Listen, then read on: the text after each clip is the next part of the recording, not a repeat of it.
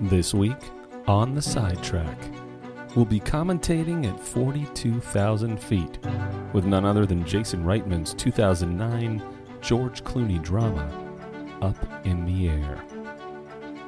Based on the book by Walter Kim and the recipient of 6 Academy Award nominations, despite winning none, we'll be sitting down with screenwriter Mike Makowsky, who will not only discuss that film, but a trifecta of his own.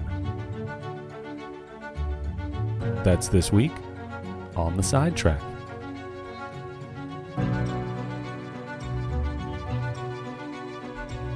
Hi, welcome back to the sidetrack. It's me, your host, Paul Davidson. Now listen, let me start by saying this. I don't love boats, I don't love cruises, and I definitely don't love planes. I also don't love movies where tense dramas and highly stressful and potentially fatal events occur within both of those locations. I'm talking Poseidon Adventure, which ironically is one of Ben Stiller's, I think it is Ben Stiller's favorite movie, or more importantly, scary plane movies like Alive, Flight, that one moment in Fight Club, Flight Plan, Red Eye, Sully, Air Force One, Executive Decision, The Gray, I think 1 or 2 of those Final Destination movies, Plane versus Volcano. Anyway, it's quite a refreshing thing to be able to settle in and relax with a movie like Up in the Air, which is turbulence-free, at least in the sense of the traditional sense of the word. Now, there's a ton of dramatic turbulence, that's true, but delivered to great effect. So perhaps that is why screenwriter Mike Makowsky chose Jason Reitman's amazing film, it is quite a good film, for his feature-length audio commentary for this episode of The Sidetrack. So, let's talk Makowsky. We're talking Makowsky here, okay? We're talking Lahng Island Makowsky of the Lahng Island Makowskis, Mike Makowsky. Contrary to popular belief, there is no connection between screenwriter Mike Makowsky and Billy Crystal's character in Monsters, Inc., Mike Wazowski. These are 2 completely different names with completely different origins. We will dig into that today. But more importantly, we'll dig into Mike's career as a screenwriter. He has a great story. I worked with him on his first film that he wrote that was produced, which was the Pat Healy, Taylor Schilling starring Take Me. And then he followed it up with 2 subsequent scripts that both landed on the blacklist. Those films were, I Think We're Alone Now, which ended up becoming a Sundance film starring Peter Dinklage and Elle Fanning, and that was followed by the film Bad Education with Hugh Jackman, Allison Janney, Ray Romano, and many more, which landed on HBO after the Toronto Film Festival at the end of 2019. We are going to talk about all of those things. We're going to talk about his journey, and we will talk about his name. And then we'll sit back and listen to his feature-length audio commentary for Jason Reitman's Up in the Air. So brace yourselves, because the interview is just at the horizon. I'm sorry. There's too many airplane metaphors. It's coming up next, here on the sidetrack. So here we are with Mike Makowsky. Mike, how are you doing? I am good. Thank you so much for having me. Are you finding that all of this quarantining pandemic stuff is allowing you to really be super creative is one thing, but be super productive and getting a bunch of writing done while this is going on? Yeah, I think it's a mixed bag. There are definitely days where my output is way higher than it would be normally because I'm locked in my house with not much else to stimulate me, no real external distractions. But I think that's a double-edged sword, because when you're talking about, certainly for me in deriving inspiration for news stories, a lot of that just comes from, being outside and being exposed to the real world. So it is kind of limiting in that way. So I wouldn't say that I've been totally creatively bankrupt, but I have my days for sure. Well, that's good. Yeah, I mean, it's interesting. I mean, I've said this to other people too. It's some people have a lot of trouble imagining. They're working on something, but it's hard to imagine what the world's going to be 2 months from now. And so, some people, especially folks that there's two kind of categories: people that you're being paid like you're adapting something or you're writing something for where there's a check tied to it, versus just trying to come up with that inspiring idea in the face of not knowing, will the world even want to see something like that 2 months from now? Because I even think about, like, I'm working on an original concept right now, and like thinking to myself, is it weird that it's supposedly set in present day, but the characters are not making mention of this global pandemic? Right? Are they hugging or kissing? like does every original grounded in our reality that takes place in present day now, like, have to bear the onus of addressing the pandemic or in some way, or are we in like an alternate timeline, like, as far as all films are concerned from now on? It's a challenge. So where I want to start is, so you grew up in Long Island. You a part of the Long Island Makowskis. Yeah. Are there that many of us? Okay, sure. I don't know. You grow up in Long Island. You go to school at Brown, correct? Brown University. Yep. And you come to Los Angeles, not really having the nepotism factor going for you in any kind of corner of Hollywood. Was that accurate to say? Yeah, at least initially, I didn't really know anyone in the film or TV world. No. So I kind of had to wing it a little bit. Yeah. So I in my research, which I believe is accurate, you come out, you're PAing, you decide with a group of friends to go ahead and start, writing and producing and directing shorts. That eventually gets you to a place where you decide, okay, it's time for me to write an original spec. And Pat Healy is one of the actors that is in one of your shorts. And so you write the script for Take Me, and say to you write it with Pat in mind because he's one of the few actors and connections you have in town.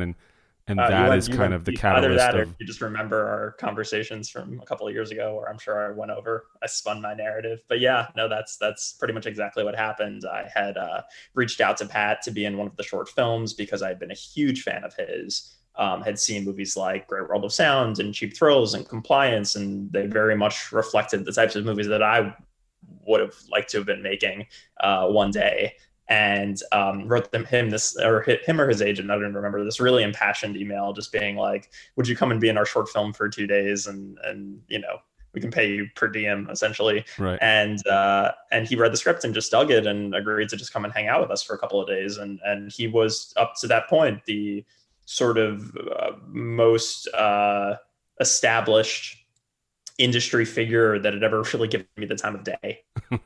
So, we kind of kept hanging out. He became, like, we would go out to El Coyote and have a couple of margaritas once every 6 months. And, that was my version of networking at 23 years old.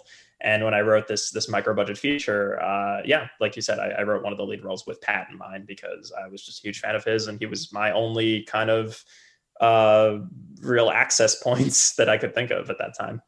And so that movie, that script, you write for him.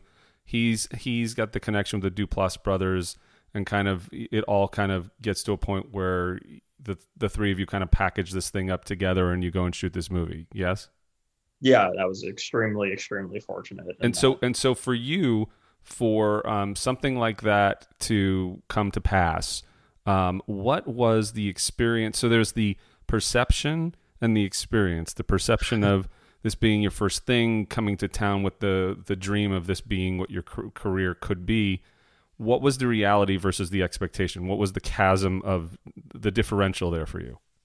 To be honest, I don't know that I even had very much in the way of expectation. I think I felt so fortunate at the time just to have people like Mark and Jay Duplass and Pat Healy and Taylor Schilling, making my film a reality. I was 24 years old. I mean, it defied any kind of metric of timeline that I had expected when I first moved out to LA. And, even just in my wildest dreams, I don't know that I ever envisioned that I would ever get to be able to make a movie with the Duplass brothers.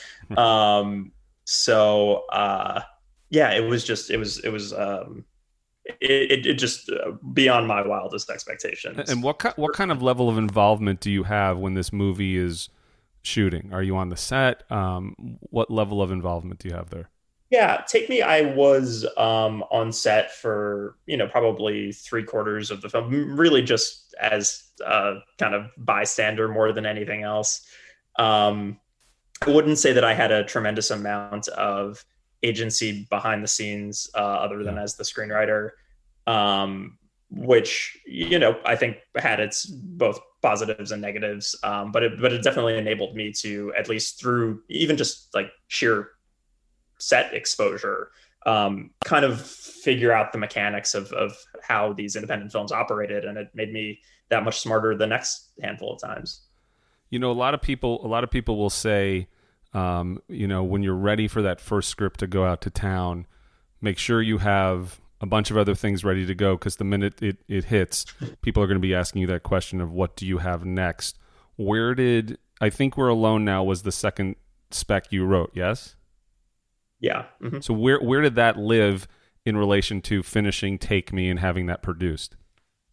So right after the Duplass brothers acquired Take Me and committed to, seeing it through production, I obviously heard that same advice, and I was starting to get a couple of bites from reps who maybe wanted to represent me, and everyone was kind of asking like, what's your next thing? And I scrambled because I hadn't really had much else. Right. So I kind of locked myself in a room for 2 months, and I wrote this other script, I Think We're Alone Now, which was also like Take Me, a kind of 2-character piece designed to be very scalable and kind of, pseudo high concept, but also designed to be made for, as little money as possible. I wrote it and again, just was very, very fortunate in that people seemed to really respond to it off the bat. And I was able to kind of secure representation based on those 2 scripts and get people in the industry excited about I Think We're Alone Now, which was another just insane, surreal experience. And do you, when you think about screenwriting process, everybody's got their, some people outline, some people note cards, some people are focused on the hero's journey. What is your process when you sit down to start working on a new script? Yeah, I think I don't have any sort of hard and fast rules with Take Me and I Think We're Alone Now. I actually didn't outline either of them.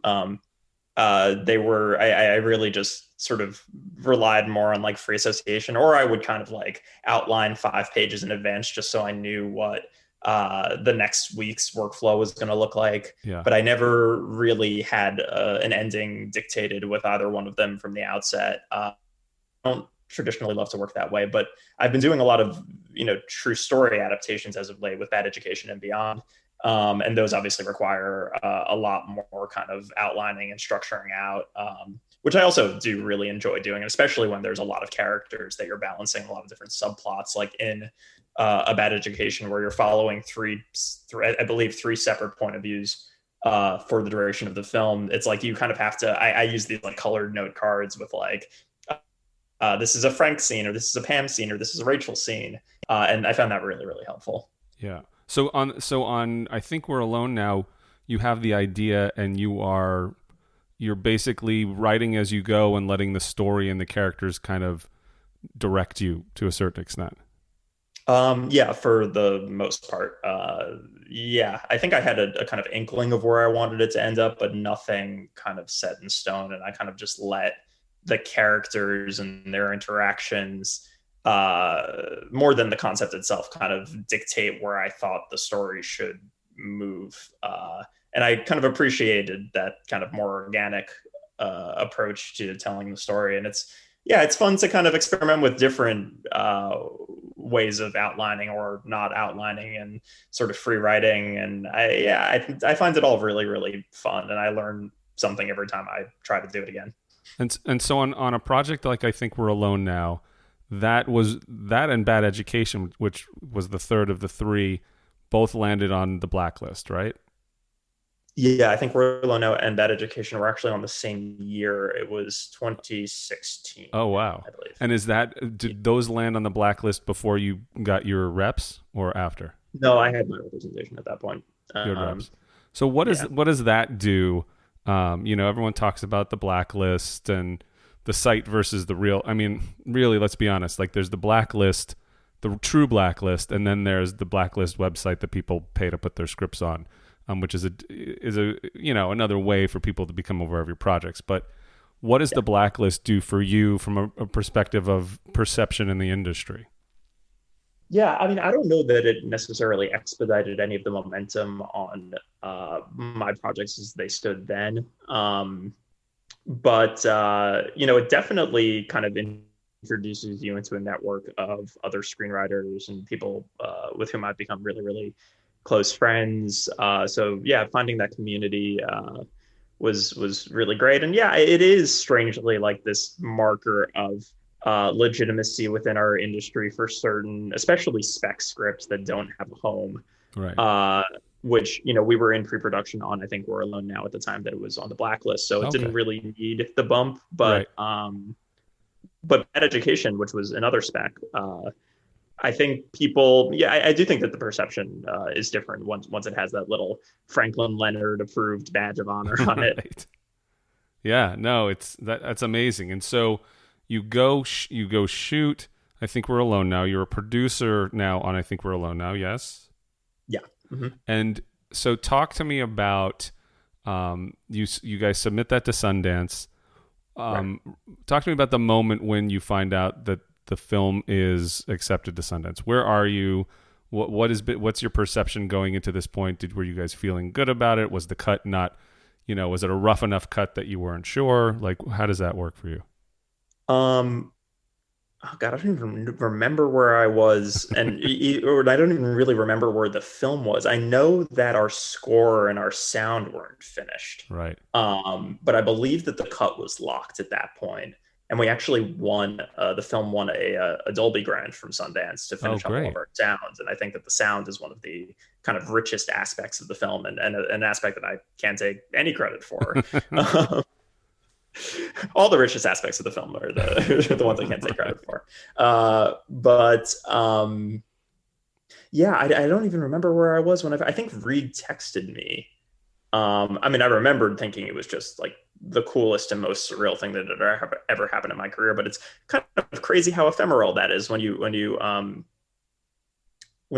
totally forget. Yeah, it's not like the JFK assassination. Like, I don't remember where I was.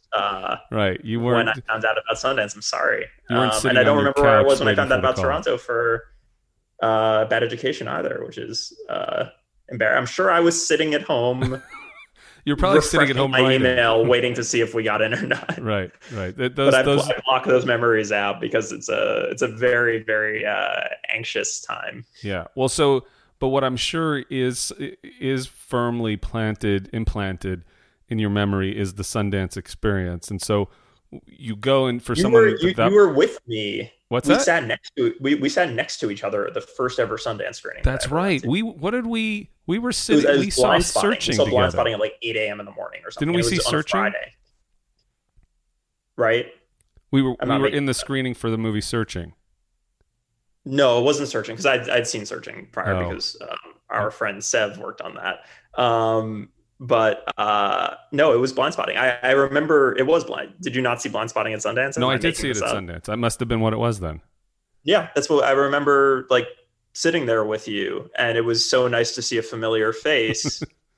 Because you guys, when you were at the Orchard, put out Take Me, my first movie. So it was really nice to just see someone that I knew at the outset and to have a companion and a seatmate. I was so nervous. And I went and I saw Blind Spotting. I think it was 2 days before I think We're Alone Now premiered. I wanted to see other films while I was there, and I'd never been to Sundance before. I always said to myself that I was going to wait until I had a movie there myself, hopefully one day. And then we got fortunate on, I think We're Alone Now. But I stayed for the full 10 days experience at Sundance, and I saw every movie in competition that year. And got to connect with a bunch of other filmmakers. And were you a part of the meetings where distributors are pitching on wanting to acquire the film? Yeah, I think yes and no. I don't think I was privy to like everything, Yeah. because financially I wasn't like totally on the hook for that film.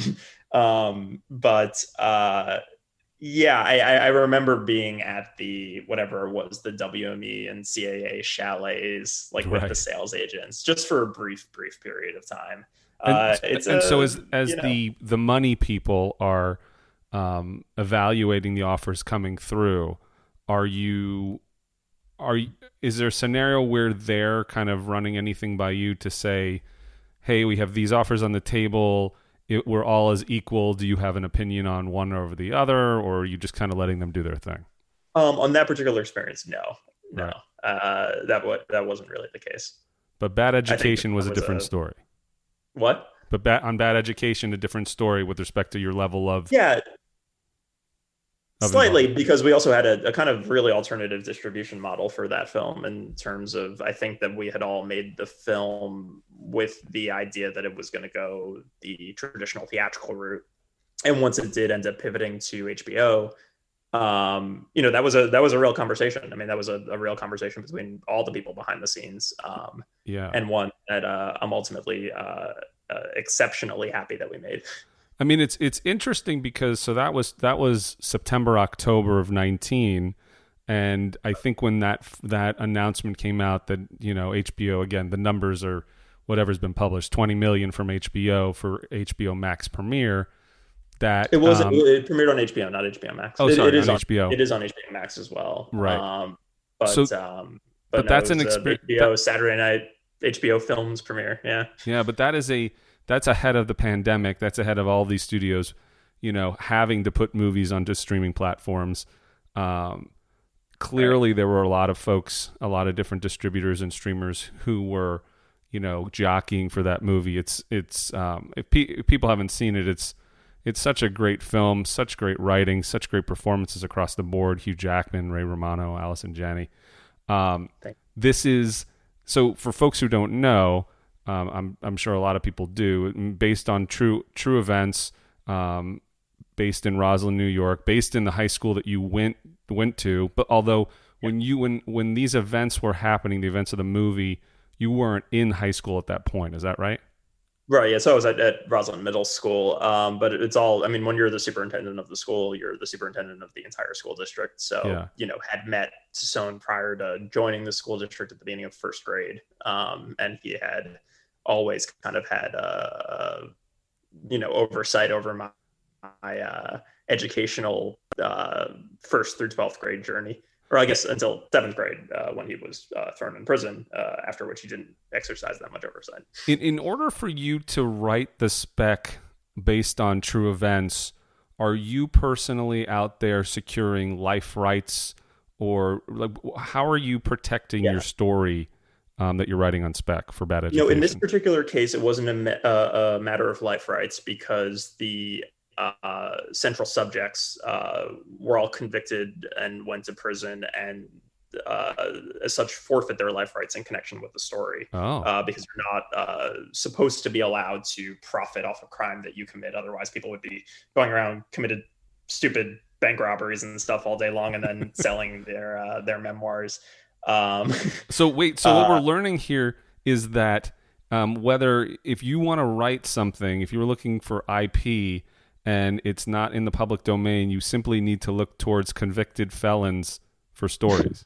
I think it's a little reductive, but yeah, maybe it's not accurate. Yeah. But in the case of Bad Education, I actually optioned the rights to a New York Magazine article written by a guy named Bob Kolker that had been written in 2004, which was the year that Stone and his cohorts were arrested, which was considered, I think, the kind of preeminent piece of journalism, at least certainly the most comprehensive and cinematic piece that had been written. It was the one that was most widely circulated among my town. It was called The Bad Superintendent.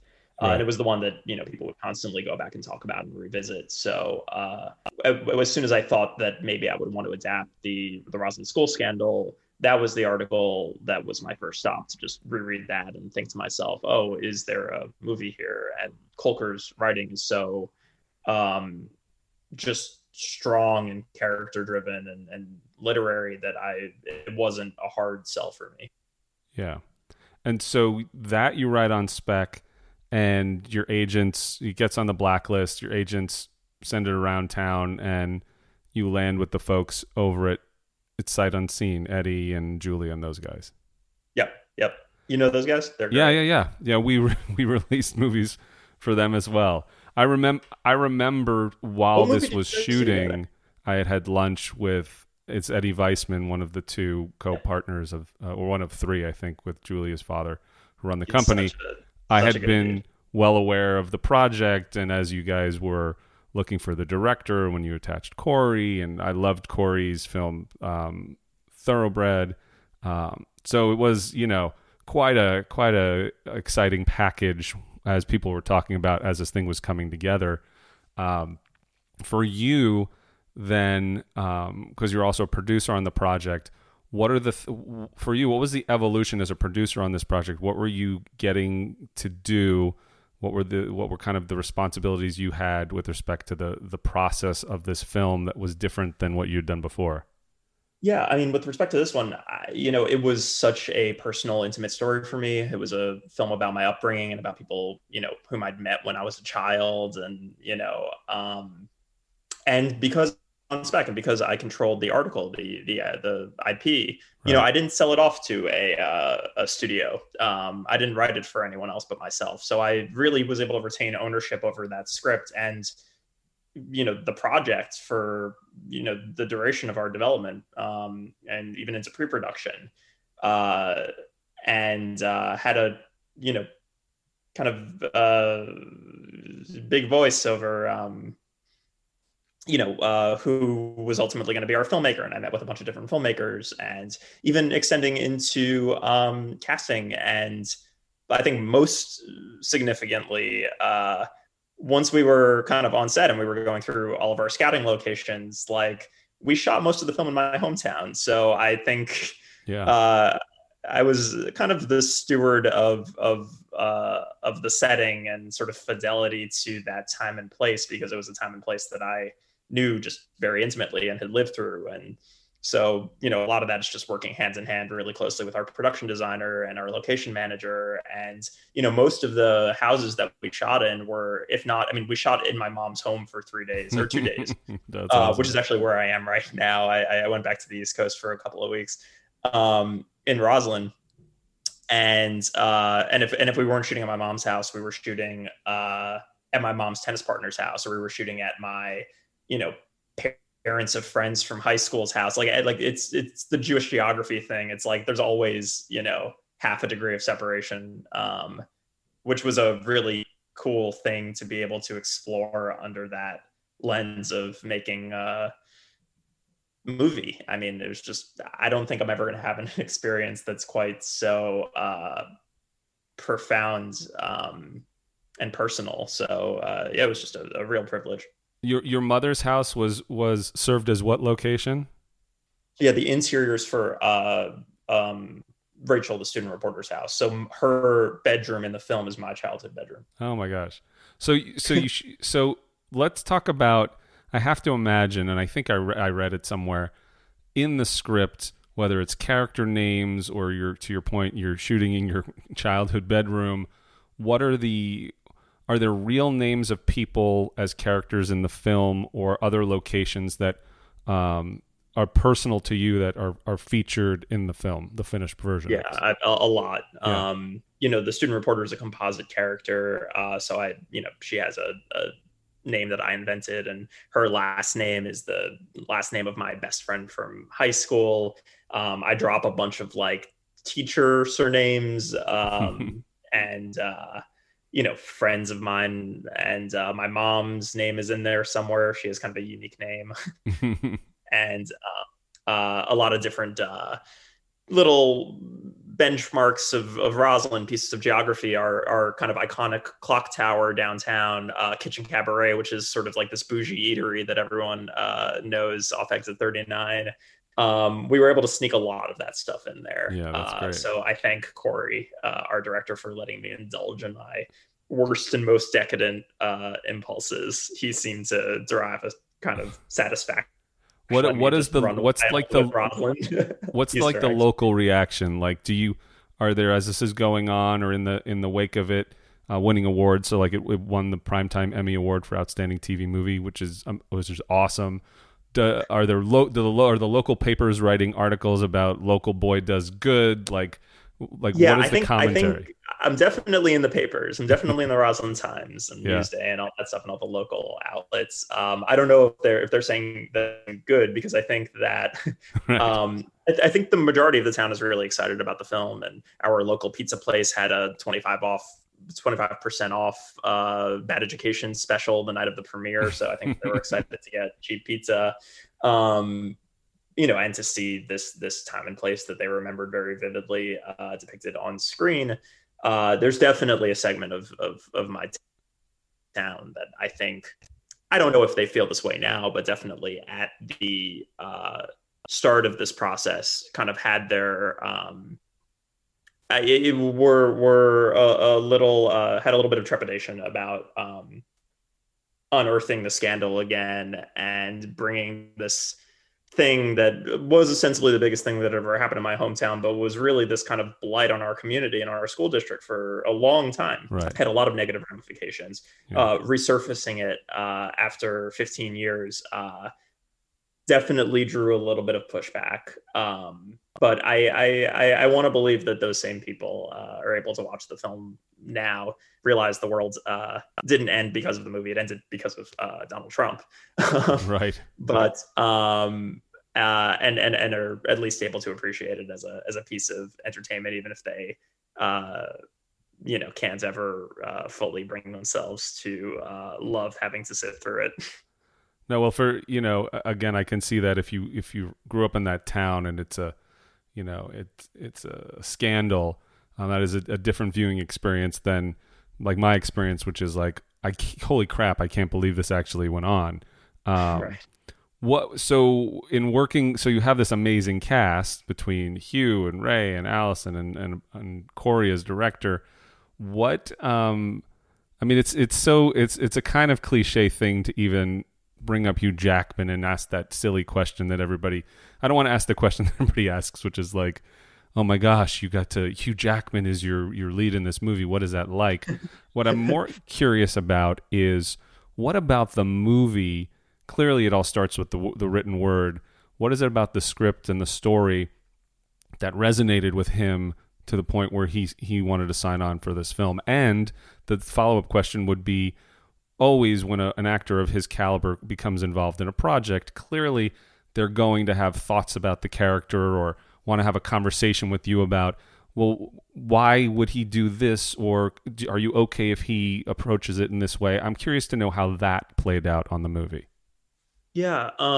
So I think there were a couple of things that I think had really resonated with Hugh, at least from what he told me when we had our first conversation.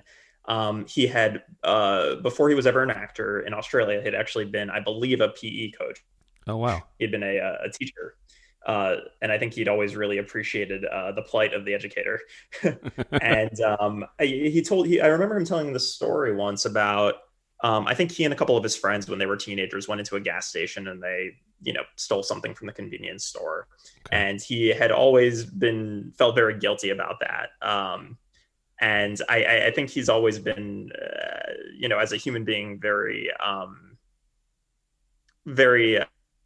he contemplates a lot, like how, he's really interested in these financial scandals. I think that's something that he was really, really drawn to, and just how people can bring themselves to normalize thievery on a day-to-day basis. So I think he was really especially interested in getting into his own psyche and understanding this. I don't think Frank Tassone is a bad person.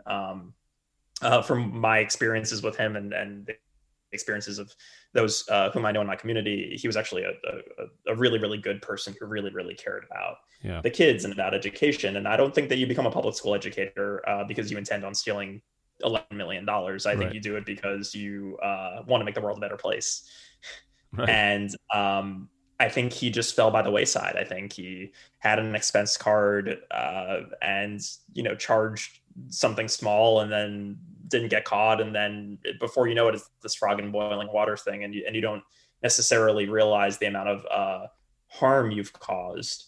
So I had, if not sympathy for him, certainly empathy, and I think that that was reflected in the script and something that really drew Hugh to the role, Mm-hmm. and definitely something that I think that he was interested in teasing out and elucidating further, both in pre-production and while we were on set. Talking about different scripts with him and Corey. I think he really dialed into that character, and I think he by the end of the production, I think understood him better than even Corey or I did. So it was a really, really, really cool thing to watch because I've grown up watching Hugh Jackman. Yeah. I remember seeing X-Men in theaters when I was 9 years old. And not only do we have Hugh and Ray Romano and Allison Janney, but we also have Pat Healy from my first movie. That's right. Yeah, he's slept on my mom's couch. It was really, really fun being able to have him part of that journey with me. He's just one of the best character actors. I kind of feel like world. Pat Healy is to you as Eric Stoltz is to Cameron Crowe. I feel like we're going to need to see Pat in some form or another in every one of your films. Yeah, he's my Reitman, J.K. Simmons or something. Like that's what I think, because I truly believe that there's never a movie that I will ever make that won't have a Pat Healy role somewhere in it, because I feel like Pat can kind of do anything. You can just slot him in. It's like all great character actors. They can come in and even make the seemingly smallest role pop and feel really, really specific. He plays the DA at the very end of Bad Education. And it was one day of work. It was a role that I did not think about much while I was writing it. I think the character had a little bit of a sardonic edge to him, but it was not something that I, was consciously, I wasn't trying to build out a whole arc for this character.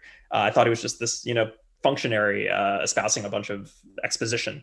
And we ended up casting Pat in the role because I kept nagging our casting director, Ellen Lewis, and Corey, just being like, this guy's so fucking great. And and they knew he was great too, because they had seen He's amazing. Take Me, and Ellen had cast him in movies before. And, he ended up just coming out and crashing with me. And I genuinely think he gives one of the best performances in the movie. He makes that character feel so specific. And even just his facial tics, he just so fully embodies this snide functionary character. But I believe he can do anything, and I'm a big fan of character actors, as I'm sure you guys will see in the commentary when I proceed to point out every single actor that has more than 2 lines of dialogue, and start nerding out about Yeah, I think I think Pat Healy is so underrated. And I think I would suspect there's a lot of people that have not seen Take Me, which I think it's on Netflix. Why would you suspect that? No, I'm kidding. What's that? Why would you suspect that? I don't know. I think so. But it's people should watch it because it's such a great pair of performances between Taylor and him. He's really, really special in that movie, and he directs it too. I don't even know. It's super fun. I mean, at the end of the day, it's about a guy whose career, his job, his business, you call him up and hire him to fake kidnap somebody in your life to either get them to stop overeating or whatever the reason is you want to scare somebody within an inch of their life. And one day Pat's character kidnaps a woman who is an equal match, I guess you'd say. Yes. Yeah, just it's a real War of the Roses type situation between the two. So let me ask you this: so I don't know how many thousands of people come to Los Angeles on an annual basis, maybe not this year, to pursue being a writer. A lot of people, I think, believe writing is easy, much like people think acting is easy until they finally sit down and try to do it. Mm-hmm. You were kind of blessed in the way that your path to success happened, fairly soon, recently after you came to town. What advice do you give wannabe screenwriters who come to town? What is that advice? What worked for me, and that's the only real advice that I can give, is just be mindful of scale and voice. And I think there's a very clear kind of trajectory within my first three films, Bad Education being the, sort of largest budget, biggest ensemble, most, ambitious. But you look at a film like Take Me, and at the end of the day, it was a small micro budget film, with like, as I'm sure you just said, like a fairly original log line, and even if it's not gonna totally be every reader's thing, it's just different. And I think people appreciate, within our industry, scripts that do try to take kind of crazy big swings like that. Yeah. And especially when the voice of the script reflects that. And all of my scripts have always been sort of like weird, dark comedies that are a little bit harder to pin down or put in a kind of box, which is something I'm really, really proud of with my work. But it also makes it that much harder to keep getting my stuff made. But that's the challenge, and that's the fun of it. But yeah, I think voice and scale. Don't write a car flipping over and exploding in your first movie. I had written Take Me with the idea that I would put it up on Indiegogo or Kickstarter for $50,000 and try to raise money that way, because that was really my only option. And I got lucky in that I didn't, necessarily have to do that. But with my first if I was doing it all over again, I would definitely be thinking about scale in that same way, because it's I think the easiest way to get your work produced at an accelerated level, because you're not waiting for someone to show up with a $5-10 million check, or with a TV studio green light to make your pilot. Like, that happens so rarely. But I really, really enjoyed playing around in that indie sub $1 million space. And I am eager to do it again at some point, because I think it really, really sometimes bears the best fruit. Well, and I think these days, as we're seeing trend wise, people are still wrapping their head around, can we do big budget movies in a world of COVID? And you're seeing this really interesting trend where agents and and studios and streamers are looking for self-contained films, because the less actors, less locations, easier to control in kind of this COVID world that we live in. Yeah, I think it's especially exciting in that regard right now. That I feel like we are primed for this resurgence of the smaller contained film, which people have kind of forgotten about or dismissed over the years. Those are some of my favorite films. Like I said, those early Pat Healy movies, like Cheap Thrills and Compliance and Great World of Sound, that are able to accomplish so much with so little. Yeah. And are these really specific, unique, character-driven journeys. Like, those are the types of films that I really, really respond to. And I don't know if this is a proper segue, but with a film like Up in the Air, which obviously is a bigger palette, bigger budget, but at the same time, is one of those kind of character driven, mostly, just a couple of characters, just journey. I hope that more movies like that, keep getting made, and maybe this is the impetus to make them, as opposed to the big, macro crazy superhero movies, which I also love. But let's talk about Up in the Air. I do have one last screenwriting question before we go to it, which is, are you a one space or two space writer? Do you know what I mean by that? Oh, like after a period? Yeah.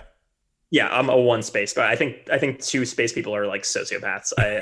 I'm also like I'm a very specific like screenwriter grammar. Not like I abhor the Oxford comma. I don't use it. Yeah. And I begrudge people that do, and I recognize how prevalent it is. And that it may even be the correct way of doing things, but it's just not how I am very weird about like hanging lines of dialogue, like very economical. You go back through, and any line that has a word, you're going to try to fix, right? Yeah, 100%. And I think that what that ends up doing is it ends up making me a much slower writer, but also a much more precise writer, because I need to be able to justify every single word that I'm putting there.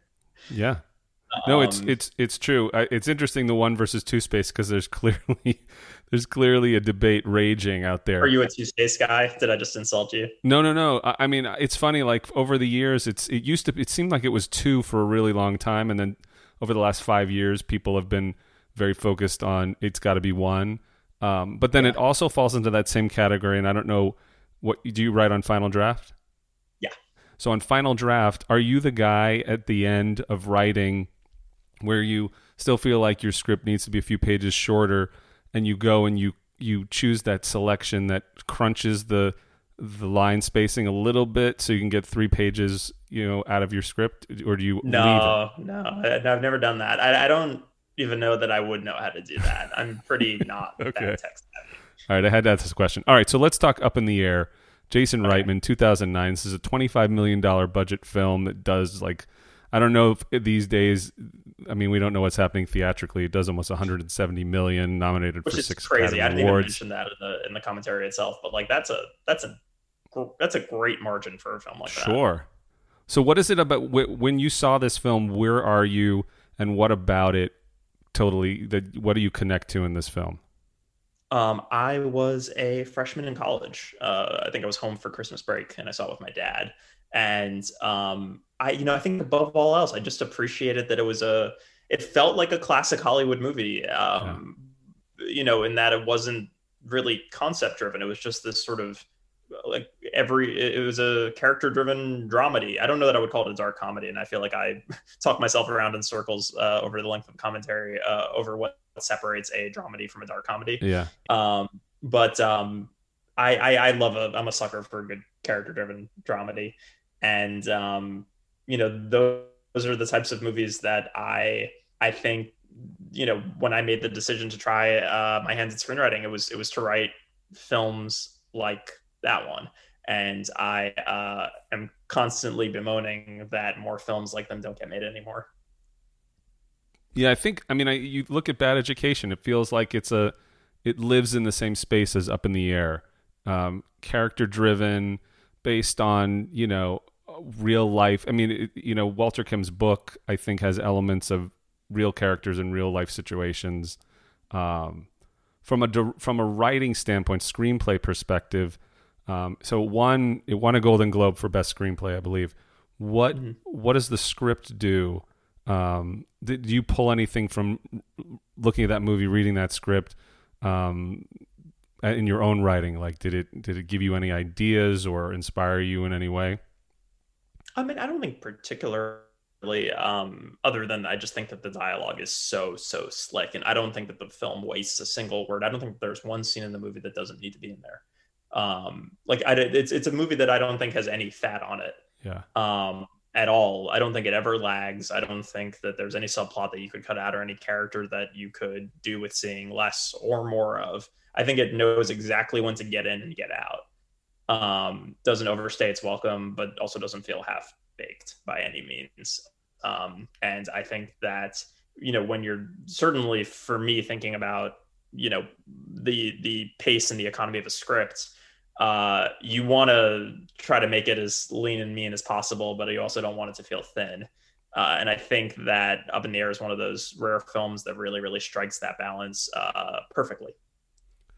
And it's got one hell of a punch when when George Clooney shows up to Vera Farmiga's house. I won't ruin it for people who haven't seen the movie. I don't know I would hope that people are not seeing it for the first time listening to my commentary on it. I would hope that they've seen it before. I'm telling you, there's going to be a bunch of people that haven't seen it. It's quite amazing how many of these films, this classic, I consider it a classic, people haven't seen. It also, what else it makes me think of? I mean, Clooney over the last couple decades has just made some really amazing choices. Michael Clayton for me is one of those movies that is amazing, and there's That's so a many special movie. so many people haven't seen these movies. It's crazy to me. Yeah, I am excited to see him. He hasn't, and I think I pointed this out in the commentary. He hasn't done a movie in 4 years. Well, the last movie he did was it Hail Caesar? I don't know. It was Yeah. 2016, Yeah. and he has another one coming out later this year. But that is his sort of return to. I guess he's gotten married, had a kid, sold his alcohol company for hundreds of millions of dollars. Right. Like, if he Well, didn't he also really needed sell to work. his stake in Nespresso too? Oh, maybe. I don't know. Yeah, I he's haven't making gone money deep, but I on remember he used to liquids. do the Nespresso ads. Yeah. But He has another movie coming out later this year on Netflix called The Midnight Sky that he directed, produced, and stars in. That apparently is just like Clooney. According to the people that work with him, it's like Clooney like you've never seen him before, and it's his sort of most invested character role in a really, really long time. Yeah. And that to me is really just tremendously exciting. I think he's one of our greatest movie stars. So. Yeah.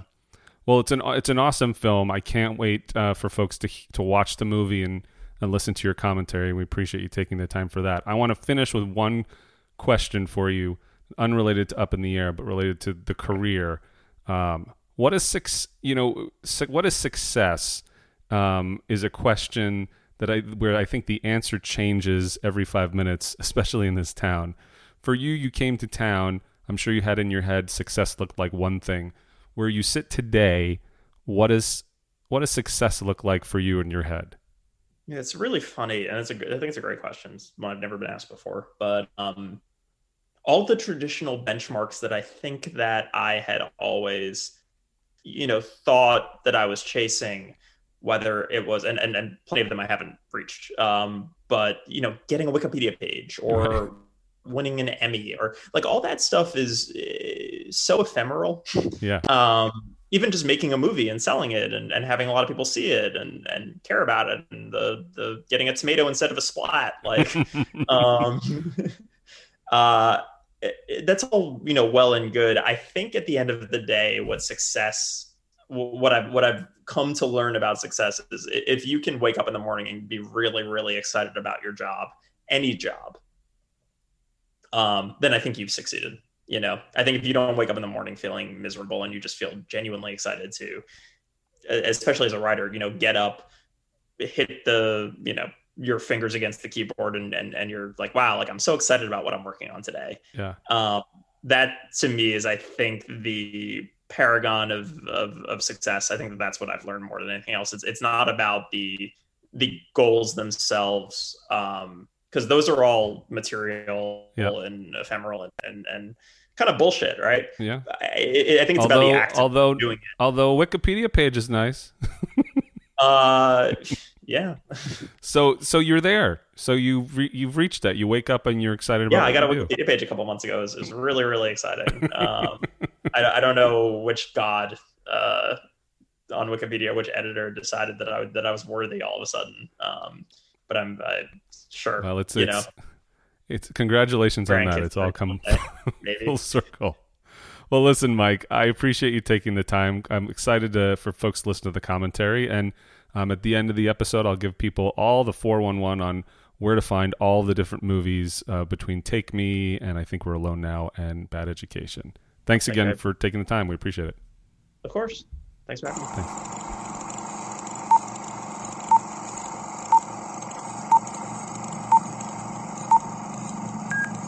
All right. Let's see if I can sustain for what is the runtime of this movie? About an hour and 49 minutes, just rambling on my own. It'll be an interesting experiment, but I do love this movie, and I've been looking for an excuse to rewatch it. Yeah, stick with me. We'll watch this movie. We have the Montecito Picture Company, Ivan Reitman, and Tom Pollock, the late Tom Pollock, who died earlier this year. Producing partners. Got some clouds. Little Sharon Jones and the Dap Kings.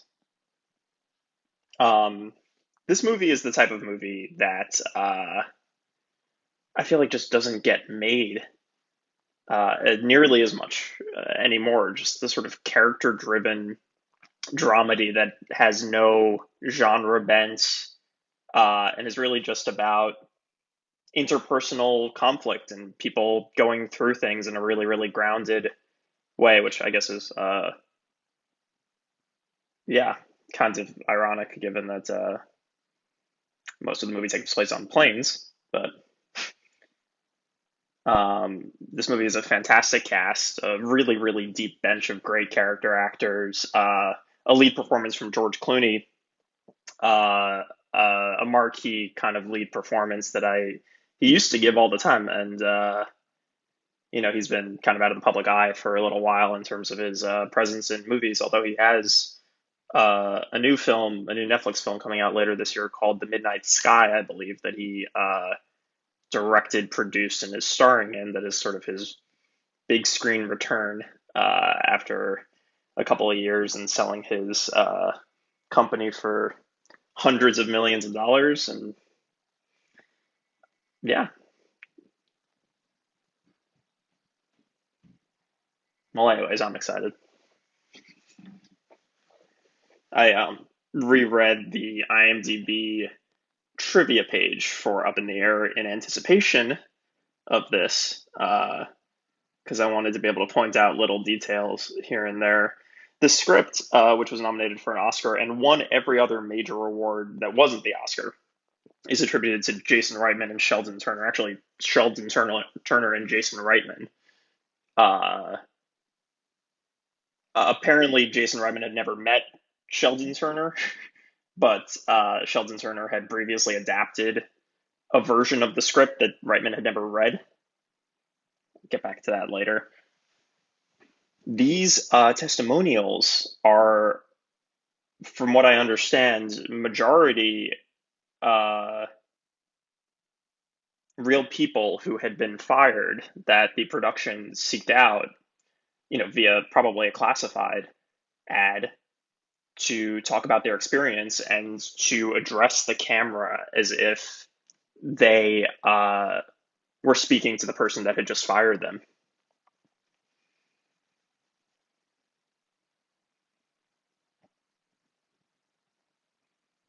It's really great. It makes and just the fact that this particular story and Walter Kern's novel was written, I think, right before 9/11 in like 2000 or 2001, maybe 99. Oh, there's Galifianakis, same year as The Hangover, 1999.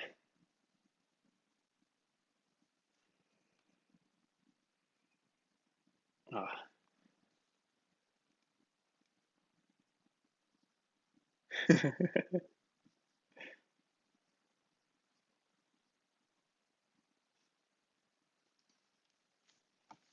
Oh, this is so great. Jason Reitman's a fantastic director who has not made a movie that even resembles this. I mean, this was his third film. Thank You for Smoking in '05, released '06.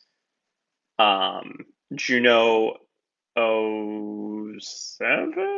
Did I make that up? And then this was 2009. I mean, his first three films, he came out of the gate so strong with the types of movies that I only wish that I uh, had written, and the type of movie that if I wrote today, I feel like would have such a more challenging time getting made in today's marketplace. Like, in what world would Up in the Air be released in 3,000 movie theaters today? I feel like it would be a Netflix film at best, which also there's no inherent issue with that. That may be a better platform ultimately for these sort of mid-range budget movies that people just don't think exist anymore in the same way, and that's really unfortunate because these are the types of movies that made me want to become a screenwriter in the first place, and the types of films that I really, really love and respond to above all others. And this for me is like a pure 5-star movie. It just hits all the bases for me.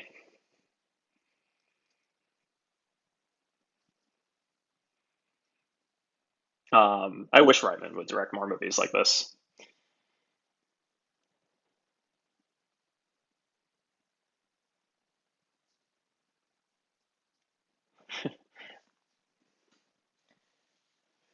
Apparently, Reitman picked up Walter Kern's book when he saw it was featured at Book Soup, which is an independent bookstore in West Hollywood on Sunset Boulevard, that happens to be 2 or 3 blocks from my apartment.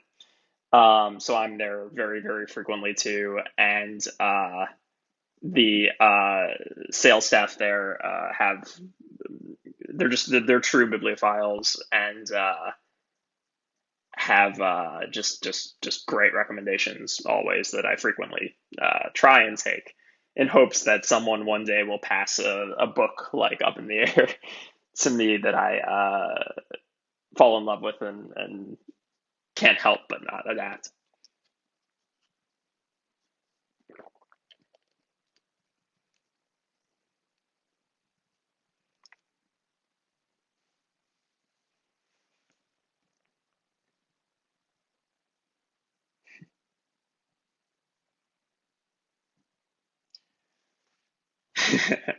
That's yeah. Thank you for smoking all over again. Do you want the cancer?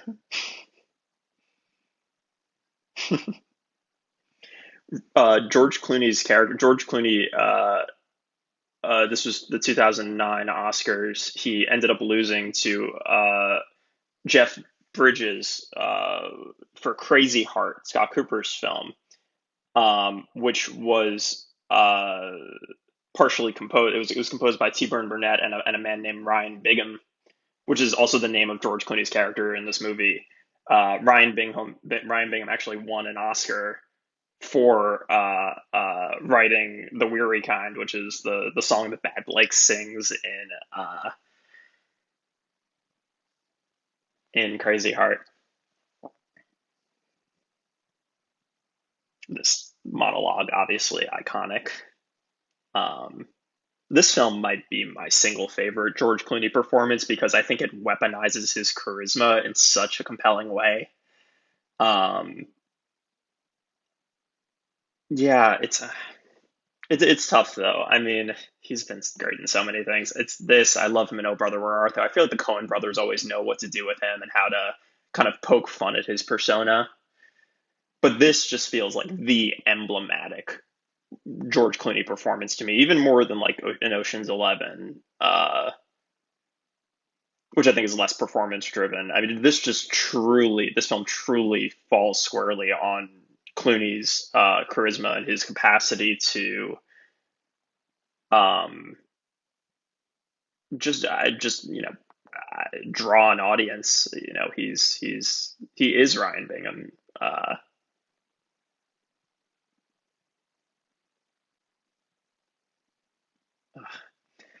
Reitman said that if Clooney ended up passing, Clooney was his first choice, that he was going to rewrite the role for Steve Martin and make it Steve Martin's Lost in Translation, in his own words, which also would have been pretty fucking sick, I think. I would have loved to see that version. Uh, but I also don't know how I could have possibly loved the movie any more than I currently do. Hey, there's Chris Lowell from Veronica Mars, um, playing George Clooney's assistant. I don't think he has a particularly big role in this, and to be perfectly honest, I don't think I'd ever even realized he was in this movie before now. But hey,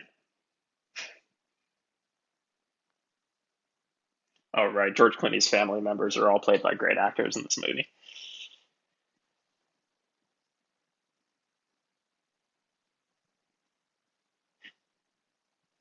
But anyways, I guess Reitman never met Sheldon Turner, his co-writer, as ascribed to him by the WGA, and had never read his script, and sort of accidentally incorporated elements that were also existent in Turner's previous screenplay, which I'm sure were just ultimately adapted from the Kern book, but were reflective in that first draft, and it went into arbitration with the WGA, and I mean, Reitman obviously wanted sole story, sole screenplay credit, and he didn't get it. He had to share it with Sheldon Turner, a man that he never met. And I don't know how true that story is. That's just what I've read and what I've heard from people. I mean, maybe Sheldon Turner cracked the entire thing, and what Reitman has represented is not 100% accurate. I just totally brushed past the fact that Jason Bateman showed up on screen playing Bingham's boss, a man named Craig Gregory, which what a thing to name your character. I don't know. Is that lazy screenwriting? It might be. There's Vera Farmiga. Right on the heels of The Departed, I guess not right on the heels, 3 years after The Departed, I think really like cemented her status as a kind of like big prestige actress. This would be the one role for which she was nominated for an Academy Award, along with Anna Kendrick, and they both lost to, I believe, Monique for Precious, which actually fantastic performance in a film that I don't totally love, but she's kind of unbelievable in it. But I think this might be my favorite Vera Farmiga performance too. Although she was really, really good in Orphan, which is a real guilty pleasure of mine. She's a great like scream queen. I haven't seen Bates Motel, but she is one of those actors that just has charisma with like literally everyone she shares the screen with, and I think is really, really awesome. And I guess she's been doing well specifically in the horror genre with the Conjuring films, but would love to see her do another kind of bigger prestige role in a film like this that's a little more character and performance driven. Comparing the cards, it's very American Psycho.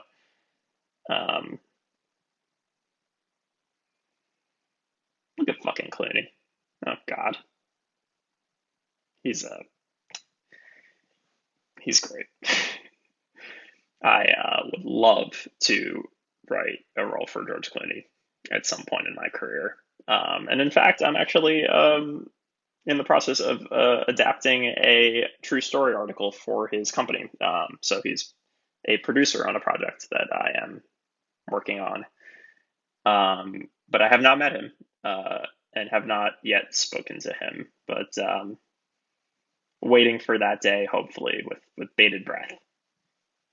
And I can't wait for his film later this year. I feel like he's just, I don't know that he's given his, maybe this is just his best performance, even though it's, I mean, he was nominated and I feel like he stood a shot of winning.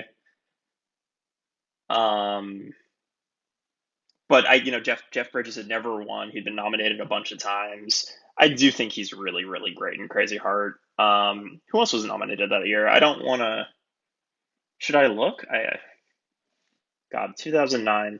I don't know. I'll just say the names if they come to me. I don't want to like be on different browsers while watching this thing. I feel like I should be paying attention and not looking up the 2009 Oscar stats. That doesn't seem. What was 2009 though? It was like District 9. That was the first year with 10 nominees. 2009. Let's see. We got Clooney. Oh, was that Damien Bashir in A Better Life? I think so. I think that was 2009.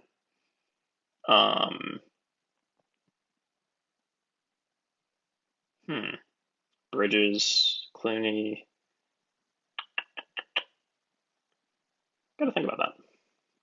I'm probably missing someone really obvious. Oh, Colin Firth in A Single Man. He would win the next year for The King's Speech. He's so great in that film. I think Single Man might be his best performance. And who was number 5? I'm probably missing someone really, really obvious and embarrassing. Oh, there's Vera Farmiga's butt.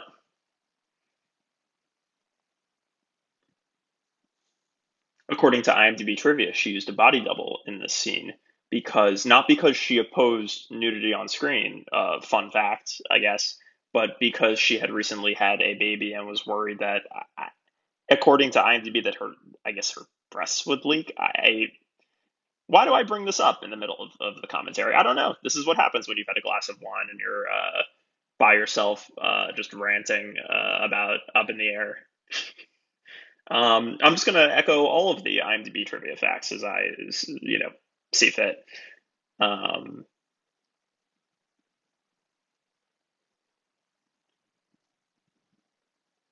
this film is just, I mean, on another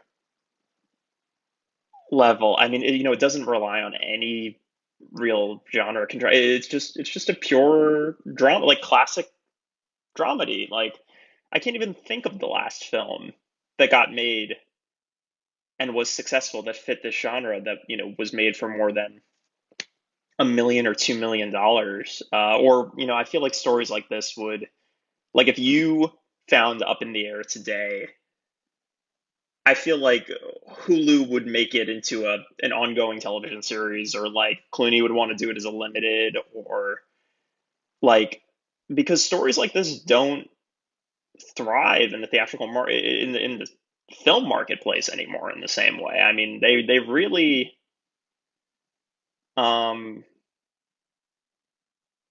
who's calling? Oh, that's Amy Morton. She was a big theater actor. I believe that she win a Tony for August Osage County around this time. Maybe she was nominated. But big deal theater actor who I feel like has not had a particularly prolific film or TV career, although apparently, and I looked this up before because I wanted to know. I really want to know about Amy Morton before I started recording this podcast, because she is really great. She is in the Chicago Fire Black Hole family. She is a series regular or recurring on like 3 of those: Chicago PD, Chicago Med. So I'm glad that Amy Morton is making money because she's super talented.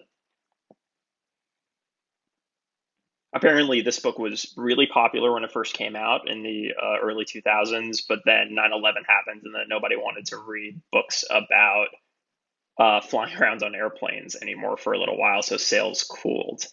But Reitman, I guess, had read it, fairly early on, had wanted to adapt it. Oh, there's your tease of Sam Elliott, who's going to have his marquee scene near the end of the film after being in Reitman's first movie, Thank You for Smoking, and having a kind of similar role where he kind of just has that one scene where he gets to act his ass off. I mean, he's so great.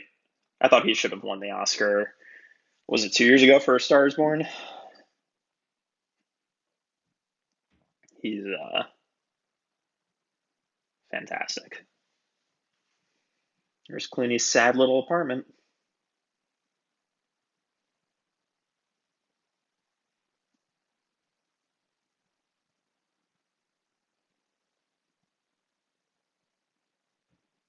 And is this? Oh, this is supposed to be like the neighbor across the hall, who's the woman who's been under his nose the entire time, but he can't bring himself to date. Is that right? I don't think she. I think this is the only scene. Oh, Melanie Linsky and Danny McBride. This was that period post Foot Fist Way when everyone. I mean, that movie is so amazing that I feel like everyone was trying to figure out how to incorporate Danny McBride into the Hollywood superstructure, and they were giving him these like small supporting roles in movies like Tropic Thunder, or I mean Pineapple Express, which was in a small role. But I feel like Danny McBride is always best served by Danny McBride or some combination of Danny McBride, Jody Hill, and David Gordon Green. Big fan of Eastbound and Down and Vice Principals and The Righteous Gemstones. Look at Bateman in this film. But oh, there's Chris Lowell again. Get paid, Chris Lowell. This is Bateman post Arrested Development, but also like right around that Horrible Bosses era. But also no, he was in a weird place too post Arrested Development, where he was in a lot of like weird, like dramatic movies that didn't totally hit. Movies like The Kingdom, the Pete Berg movie, where or like Hancock, where I feel like he was skewing a bit more dramatic and just sort of playing the sardonic supporting characters. There's Anna Kendrick. This was her breakout role, obviously. She had been previously. Her first movie was called Camp, which was a small indie, like 2003 or so, where she got to sing. She's a great singer. I think she even won a Tony Award as a young actress. And then she was in this film called Rocket Science in 2007. Jeff Blitz wrote and directed it, which is fantastic movie that I love. Oh, hello. And I guess Reitman saw Rocket Science and cast her, but he was also thinking about potentially casting Ellen Page after having worked with her in Juno.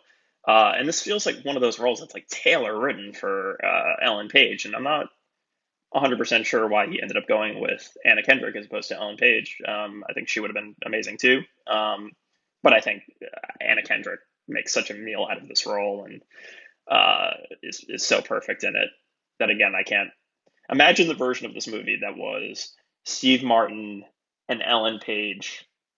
Wouldn't you want it? Everyone would want to see that movie. That would have been a really, really fucking cool movie.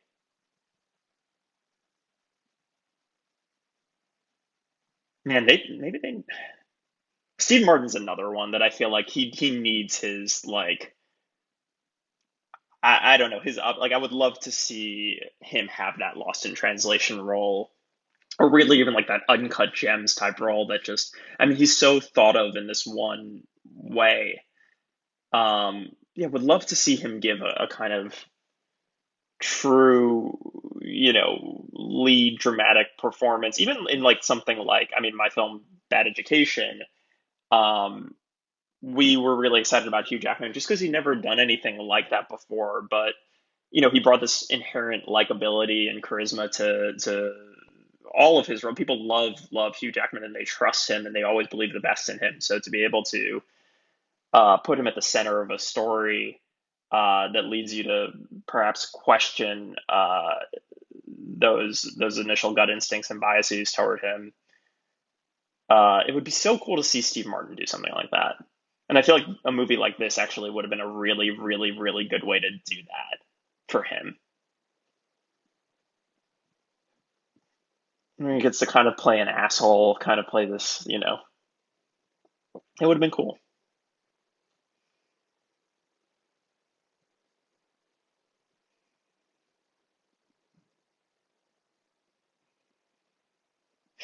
Bateman. I listened to he has a podcast, a pandemic podcast that he does with Will Arnett and Sean Hayes, and I was actually just listening to it this morning. There was an episode about Adam Sandler came on. He was talking about his career, and I think that those three guys are able to really disarm their guests,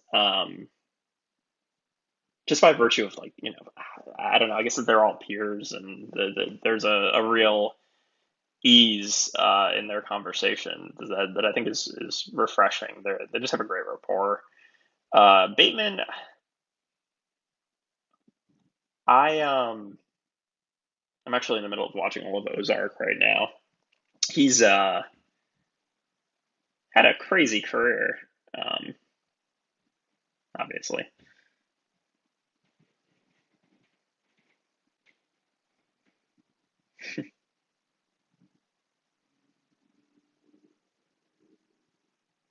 There's a lot of really, really great character actors in this film that play disgruntled employees on the chopping block, um, that I definitely want to point out as we see them. I think that they give some of the best performances in the film, some of the realest, most vivid, to the extent that with a lot of them, you're not even sure if they are, real people that got fired, or they're actors playing people that got fired.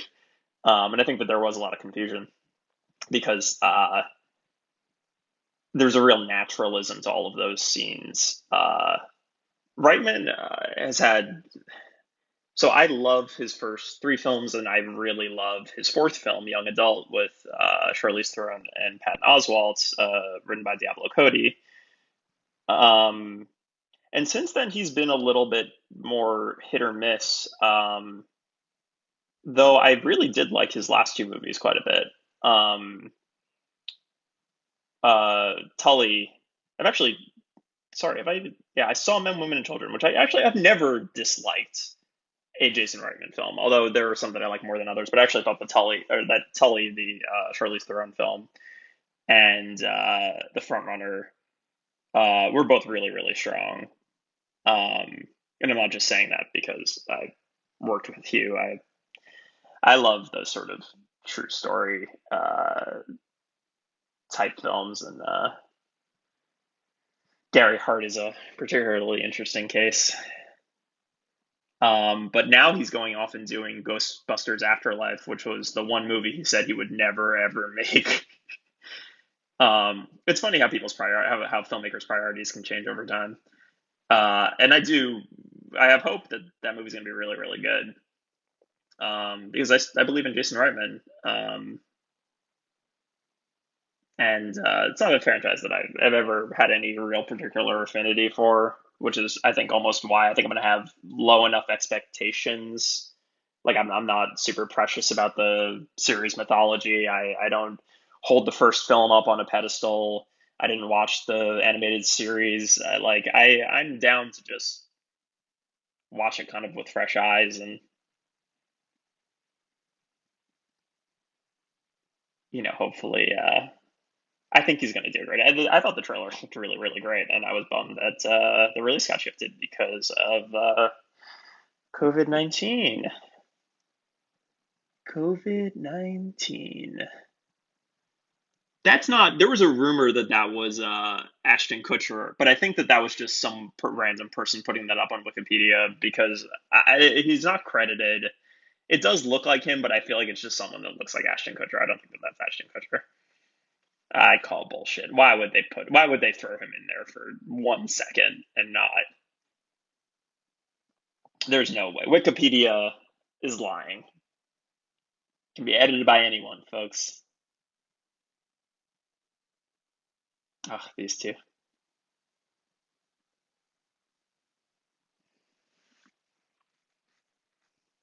Well, Omaha Steaks cameo. I wonder if Omaha Steaks paid for that. Probably not.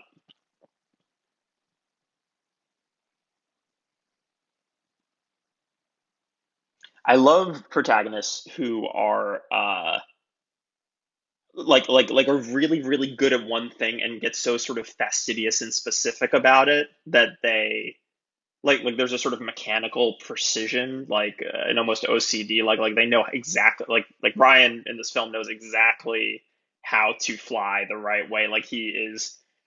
I love characters who are slaves to procedure and have just like perfected what they do, which is like a really sort of esoteric, specific niche kind of profession. Those are characters that I'm constantly searching for. Wow, that's ageism.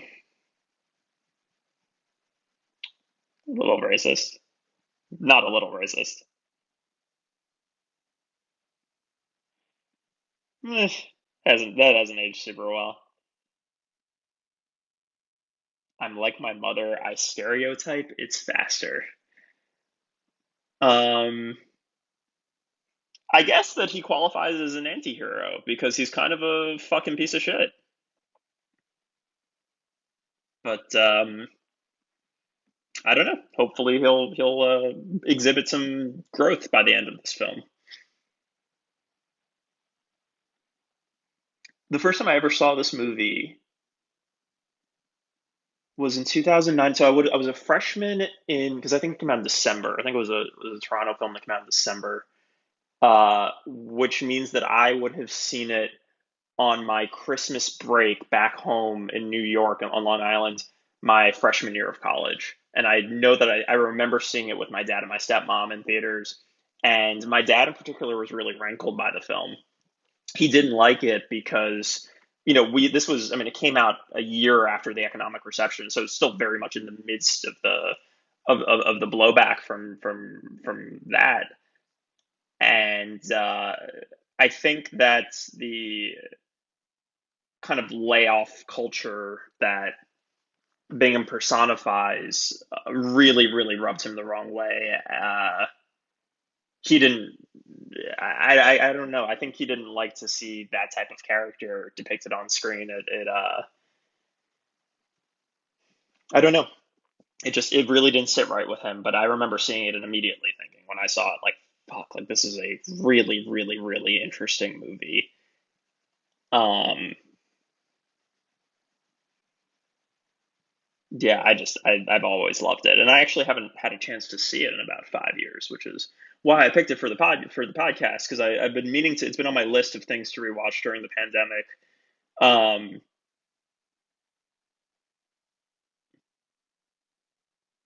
So this is a really, really great opportunity because I've also seen it a million times, and I remember a lot about it.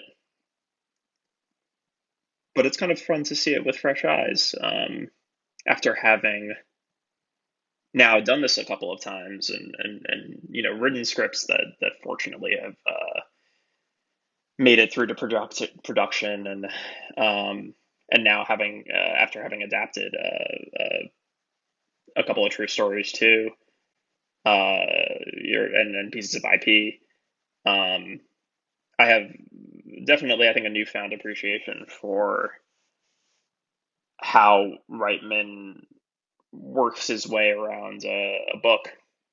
I've actually yet to adapt a piece of fiction, a fictional book yet, and I know that Reitman's first two screenplays, Thank You for Smoking and this, were both based on books. Thank You for Smoking was a Christopher Buckley book.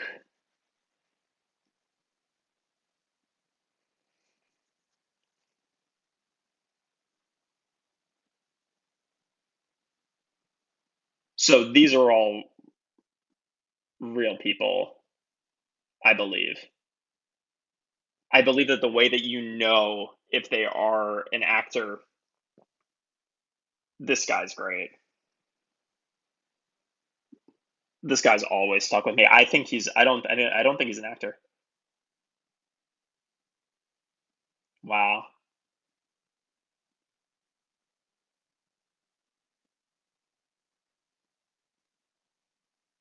Yeah. I think unless they're literally like in the same frame as Clooney and Kendrick, or those must be J.K. Simmons' real life children because they look way too much like him. Of course, J.K. Simmons is Reitman's secret weapon. Um, so fantastic in all the early Reitman films. I wonder if he's going to be in Ghostbusters, actually. Um,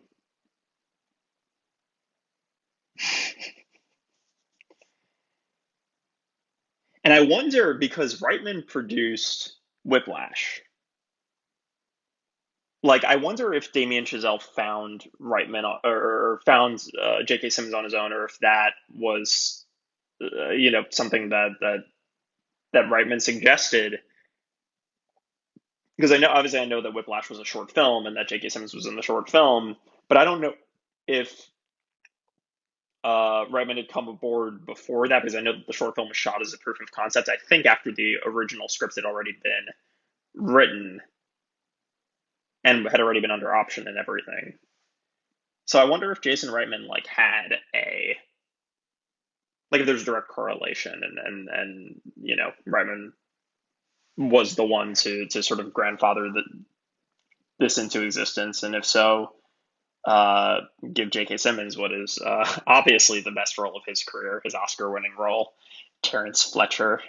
Whiplash was another movie that I considered asking Paul if I could do a commentary on, but I also just watched it again like 2 months ago, and I wanted to watch something that maybe I had not had a chance to see again for a while.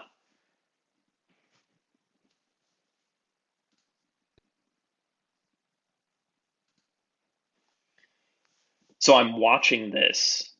Oh, when Clooney can out charm and out talk J.K. Simmons, you can totally believe it. Like you really believe he's selling J.K. Simmons, who is the most unsellable actor. Also, funny to think, obviously, maybe not obviously because who the fuck has seen these movies, but J.K. Simmons playing Commissioner Gordon in the most recent iteration of the Zack Snyder Batman, and Clooney obviously as Batman and Batman and Robin, the Schumacher film. This idea that it's a Batman and Gordon meeting in their Batman verse. It's like a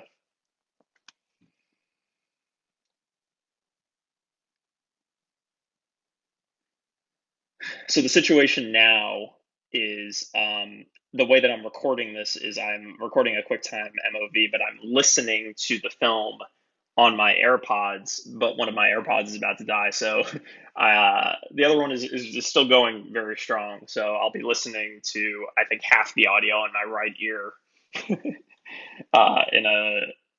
in a couple of minutes. This isn't something that you guys need to know, but you know what? It's interesting to me, and this is we're going on this journey together, and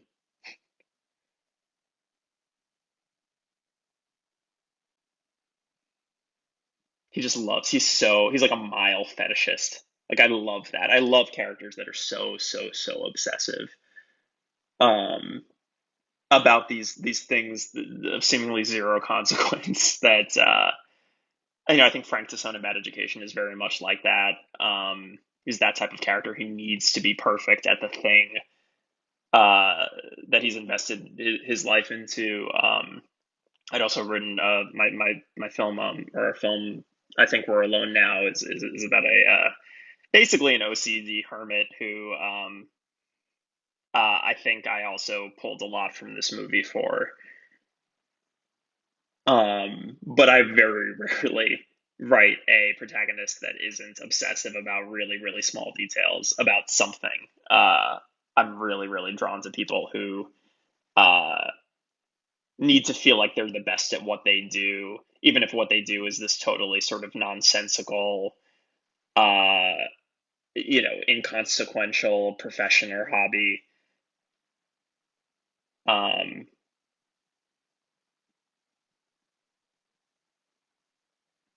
yeah, George Clooney's American Dream.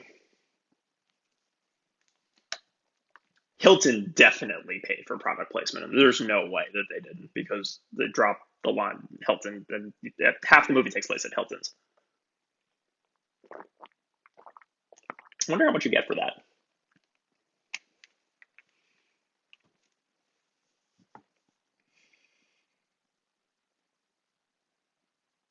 I can't remember the last movie that I saw Vera Farmiga in. Because I'm not a huge horror person. That's not really my genre. I have to look it up. I also need to look up who that last actor that was nominated for an Oscar in 2009 was. So I think I got four of them.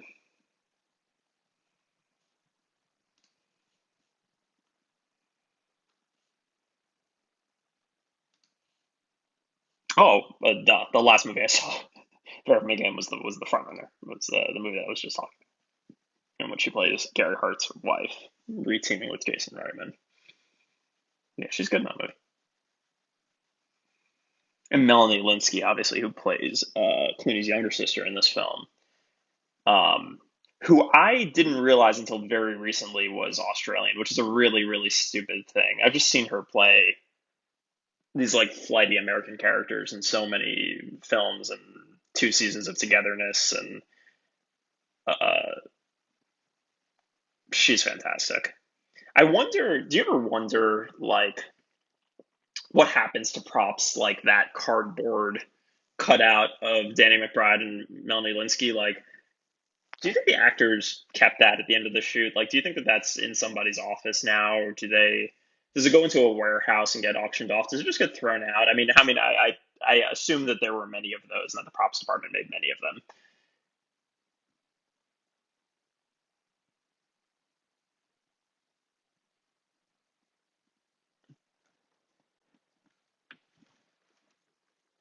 Charles Lindbergh took off from Roosevelt Field, in fact, which later became my childhood mall on Long Island, about 10 minutes from where I live and where I currently am. Because as of 2 weeks ago, I actually flew back to Long Island. I was in LA for like 7 months, and I needed to. That actor's name, I think his name is like Adhir Kalyan. He's great. He was on that sitcom Rules of Engagement, which I never watched, but the one live taping I ever went to for any sitcom. Oh, she's unbelievable. She gives Tamala Jones.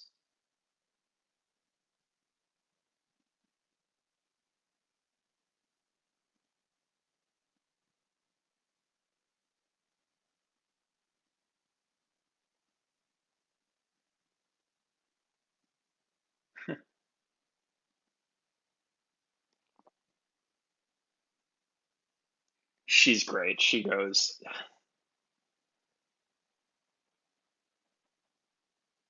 and would love to see her crop up in more things. She's so fucking good. She like people have been sleeping on her, or maybe I just haven't been watching uh the right. Like, what is she on now?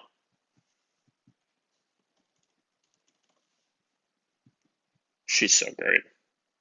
She's the one, and then spoiler alert, she is the one that ends up taking her own life. Um, yeah, I mean, she deserves to have way better roles like this role.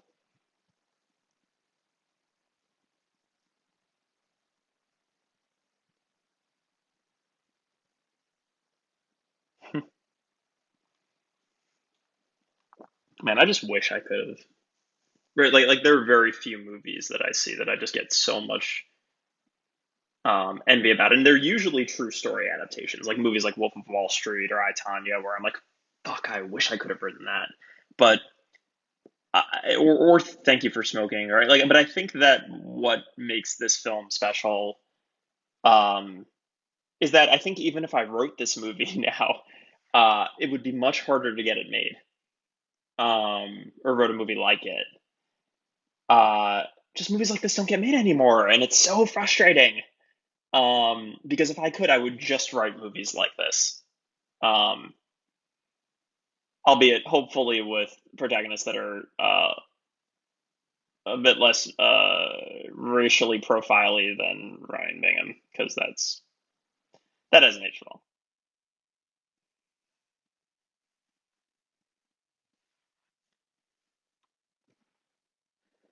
This movie also has low key a great soundtrack. There's that sad Brad Smith song that is like still one of my most played songs on iTunes. That's gonna come later. I think that moment was in the trailer. George Clooney old? Ha!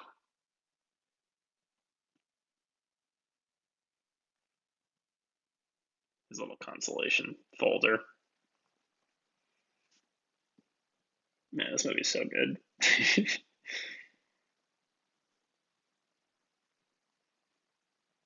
It's so annoying that Jason Reitman got to make all these movies that were so fucking great, and that now no one else can. You know who else got to make movies like this? Alexander Payne. The Descendants, I think, is an interesting analog to this film too, because I think it's the other, just really good character-driven Clooney film.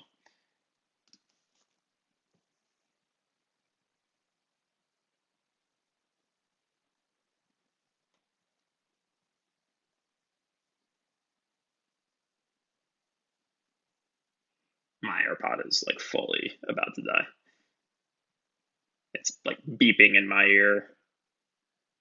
I need to get new AirPods. Just the thought of getting new AirPods is so daunting. I feel like I spent so much on my first fucking pair of AirPods, and it's been what, like 2 years? Can you get AirPods serviced? Probably not. I don't know.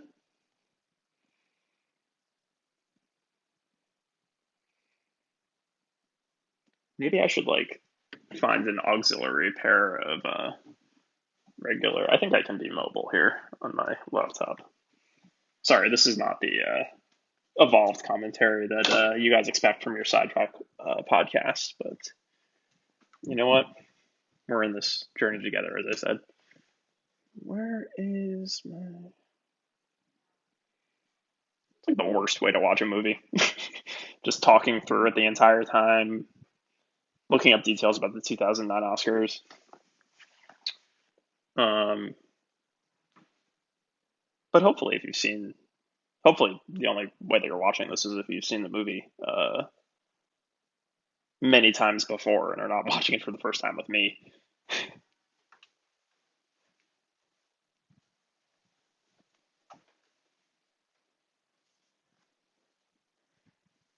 Every single time Clooney just gets to monologue in this film. Reitman just writes really, really, really fucking good dialogue.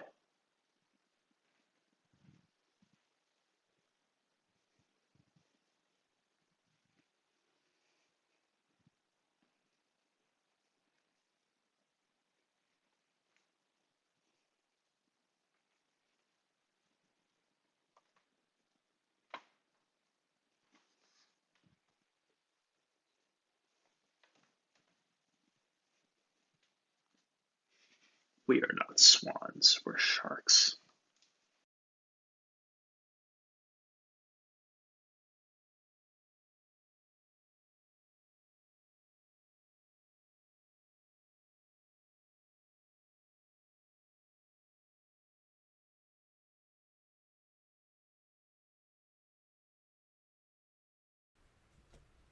All right. So my AirPod play did not work, unfortunately. And so I had to briefly pause the recording and start over again. Hopefully it is still seamless. Blame the AirPods. Don't hate the player, hate the AirPods. That's terrible. Oh, fuck. I wish you could cut that out, but you know what? You're getting a pure, unadulterated. Hate the player. What did I just say? So fucking dumb. They should revoke my WGA card. Make no mistake, we all die alone.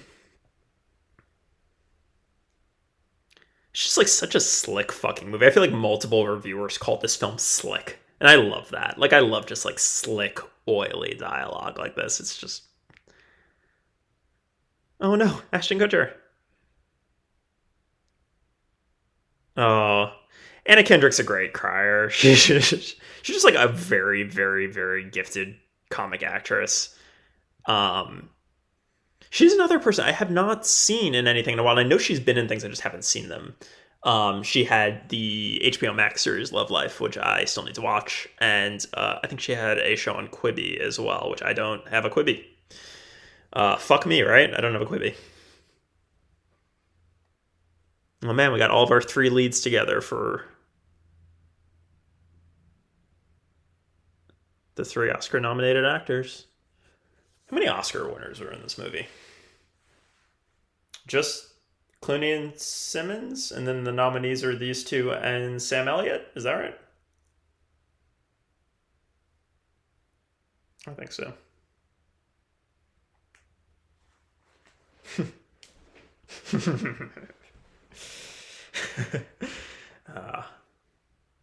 It's the kind of dialogue that you just can't help be envious over. I really, really want Clooney to make another movie like this.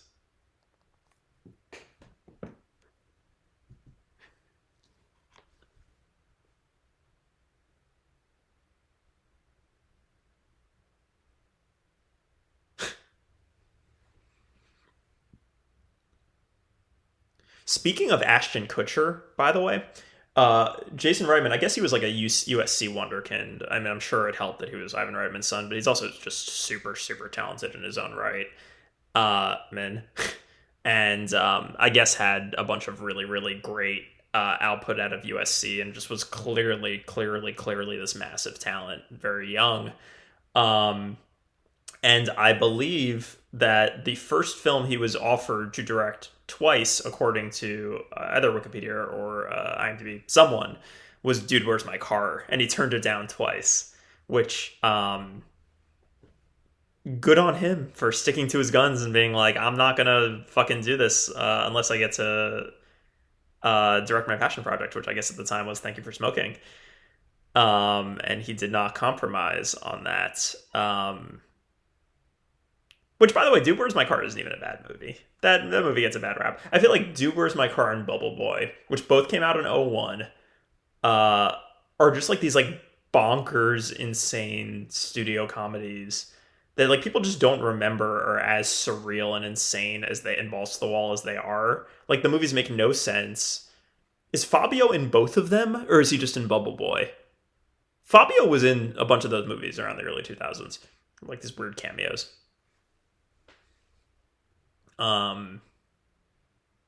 But they're actually pretty entertaining to watch. They are still very, very, very good stoner comedies. Also, both very problematic and flawed.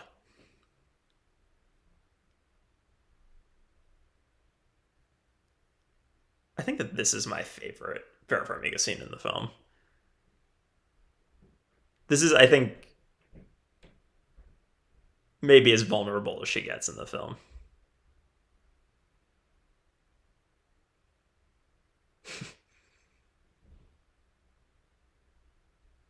and obviously she is speaking in this sort of hypothetical, but it's so sort of double-edged because she's lying, or I guess not representing the full truth to Clooney either. I guess she's just fully lying because I'm sure she took off her wedding band. Not that I think that he would have ever asked either way. It's always great to see George Clooney, who's like the Danny Ocean, like the master manipulator, the slick operator, get played by someone else, by someone who is his sort of strategic match, or someone that even outplays him. Or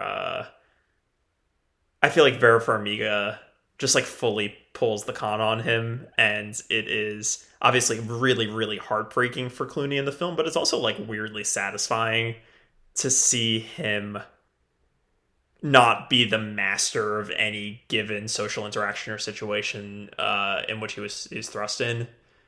To see him truly kind of vulnerable and helpless. Actually, I think The Descendants does that really well too.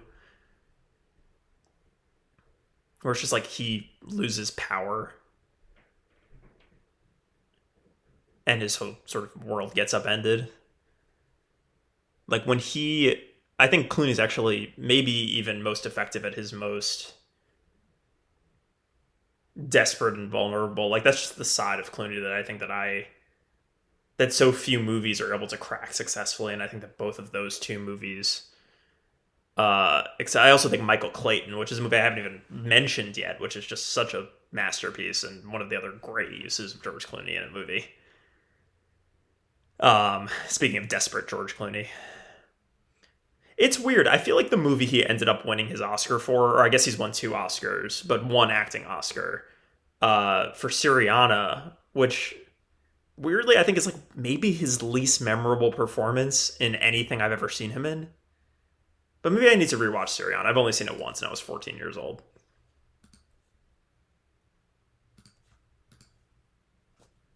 Oh man.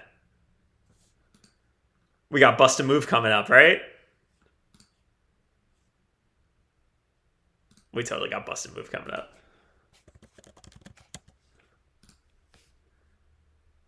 Young MC. Also how specific to have Young MC performing at the fucking corporate seminar nerd party. I love that. I love I think the best scenes in this movie are the scenes with all 3 of these actors, because each of them are just bringing something really, really great. And I just like Vera Farmiga specifically is really matching him pound for pound, and really just is his equal in the movie. And you just so rarely see that from any female character or love interest cast alongside him. It's like he's always the one in power. And this one, she's just like fully holding all of the cards. Oh man, here it is. Marvin Young. There he is, Young MC. I love that. Like, how do you even approach Young MC and say, yo, I want to put you in this movie?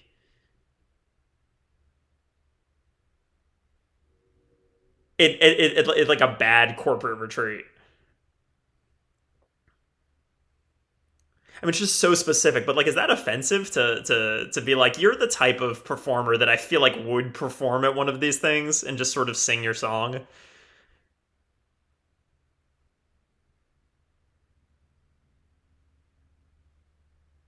I don't know. In any case, I think it's a masterstroke cameo. He's wonderful. Young MC should be in more films.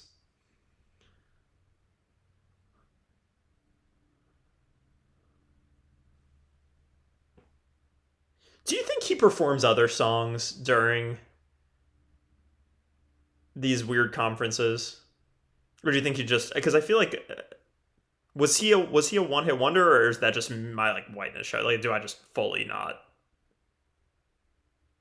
like, do I not understand Young MC's cultural impact because all I listen to is fucking shitty music that would have played on the OC in 2004, and that's like the entirety of my music taste?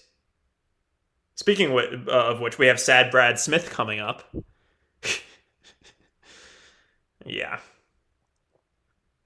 I'm looking at Young MC's Wikipedia page right now. He was born in South Wimbledon, London, but raised in Queens when he was 8. No, sorry, when he was 3. He left England when he was 3. So he's a British-born American rapper, singer, and actor. Thank you, Wikipedia. Obviously, Anna Kendrick goes home with that other guy, the nerdy guy.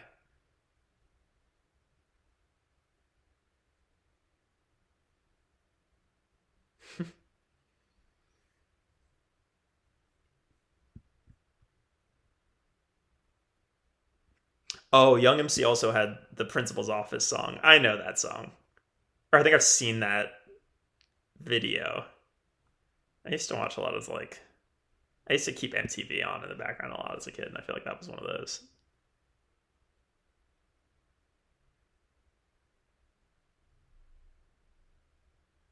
There he goes with his backpack metaphor again. I appreciate a sort of cheesy callback to an extended mixed metaphor like that. I think that that's fun. Um, I'm guilty of doing that. I think way too often, though. It's very cute. It's a little cute, a little too cute.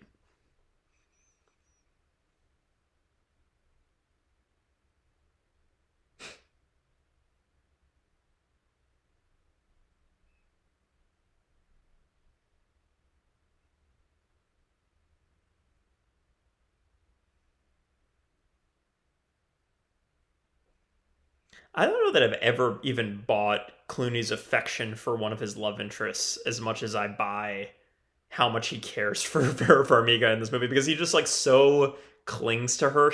You can tell that he needs her in his life so badly.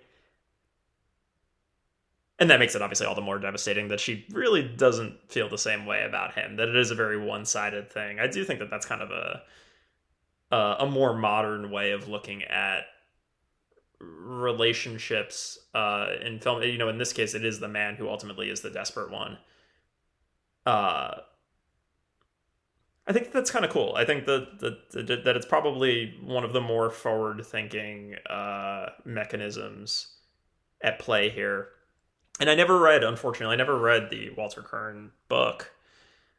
And I wonder if that's something that Reitman or Sheldon Turner, we don't know, came up with, or if that was a Walter Kern invention, and if that was always present in the book. I probably should have read the book before doing this podcast so I could compare and contrast and actually talk about what it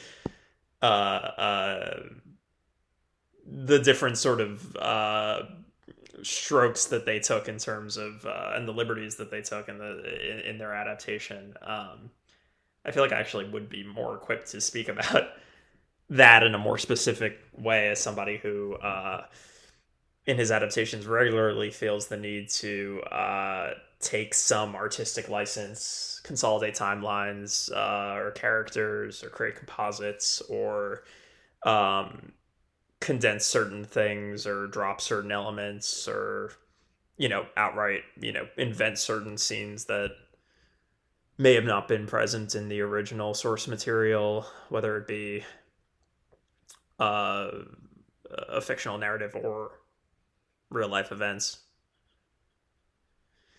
It happens. Everyone does it.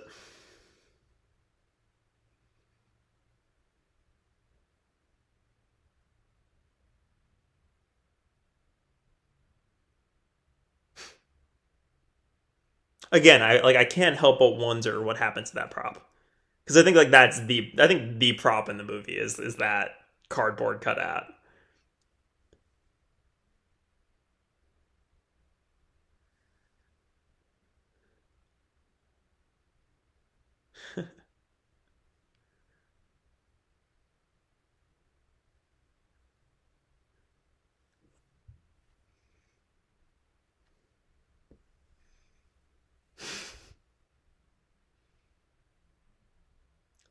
This script is so clever. It's like, you are so. I remember being so disappointed when I found out that Vera's character had been, essentially grifting him.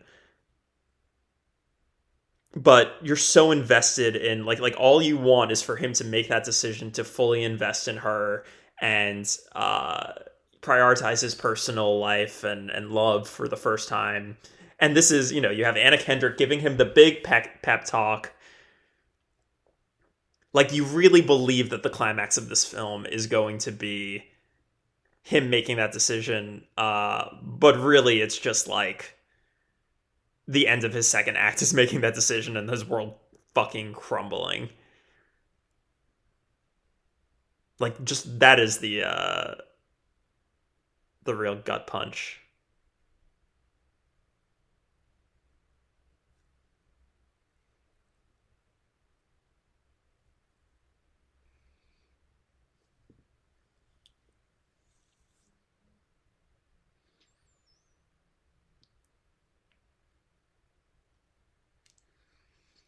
I can't believe that I said, what did I say earlier? Love the player, hate the AirPods. I can't get over that. I really, really hope that you just stopped listening to this recording the second that I said that. Because this is probably the most embarrassing thing that I've ever said on mic. And this is why they don't put me on mic that often. I'm more a liability than anything else, I think.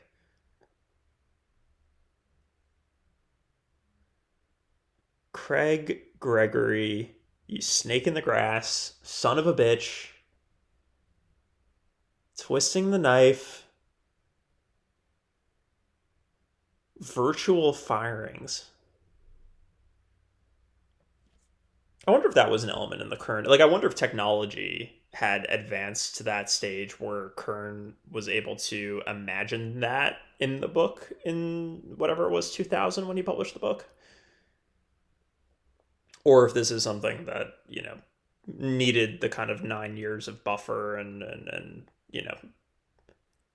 when you talk about sort of technological automation, like I wonder if that's something that Reitman brought to it.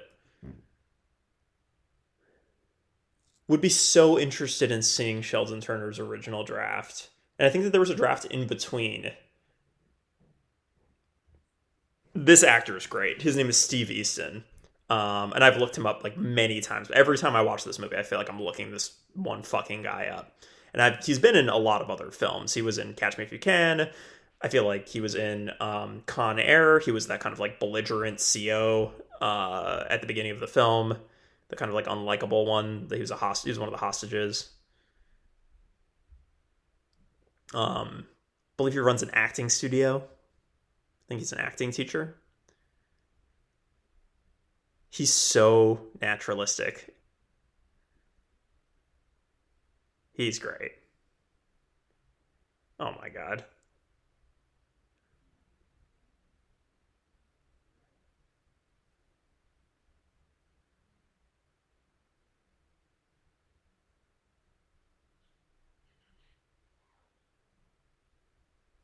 Oh my God.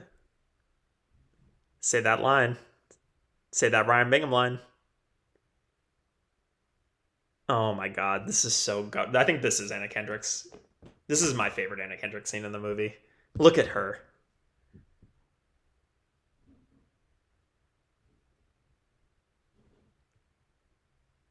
Just like her lack of conviction as she's trying so desperately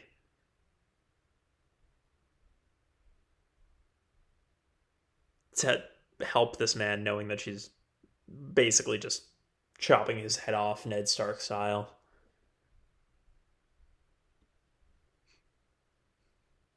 Just great screenwriting, great directing. Yeah, I think that this is my favorite Reitman film. My ranking is probably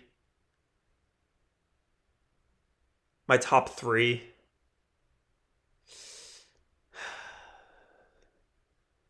Number 1, Up in the Air. Number 2, Thank You for Smoking. Number 3, Young Adult, which is another movie that I all 3 of those films, I think more than any other in his canon are the 3 that I wish I could have written and that I use and that they're the ones that I constantly return to. more than any other. Would love to be able to write a film like Young Adult, or Thank You for Smoking, or this. Does this classify as dark comedy? I don't think so. I think that this is just more pure dramedy. I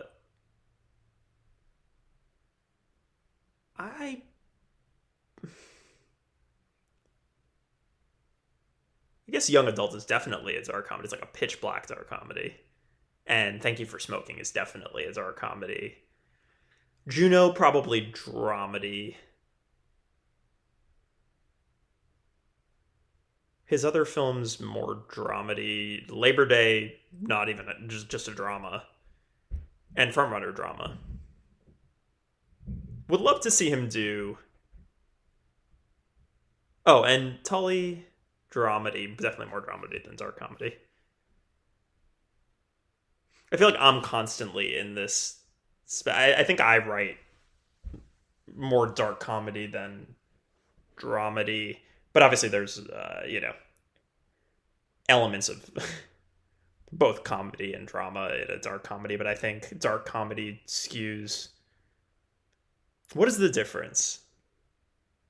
Have I had too many glasses of wine here? I think if I was to articulate the difference between dark comedy and dramedy,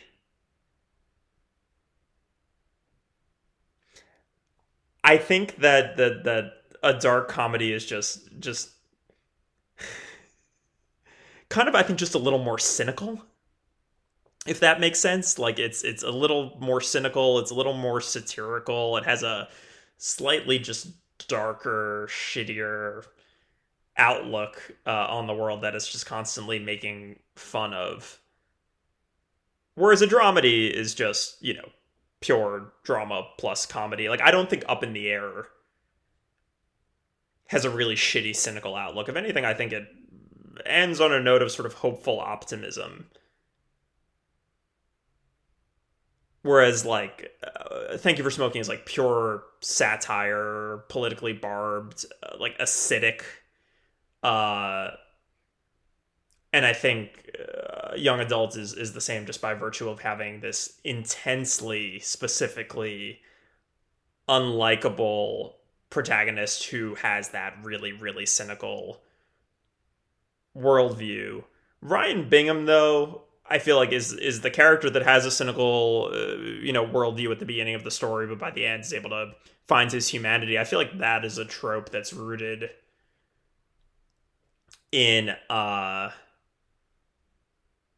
much more sort of classic Hollywood milieu.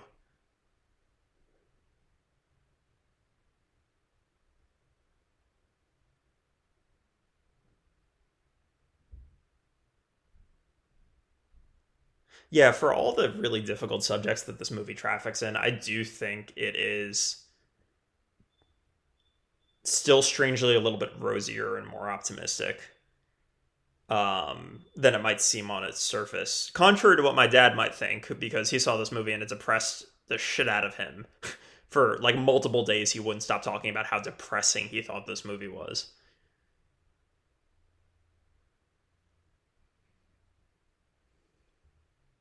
Oh, this is so cute.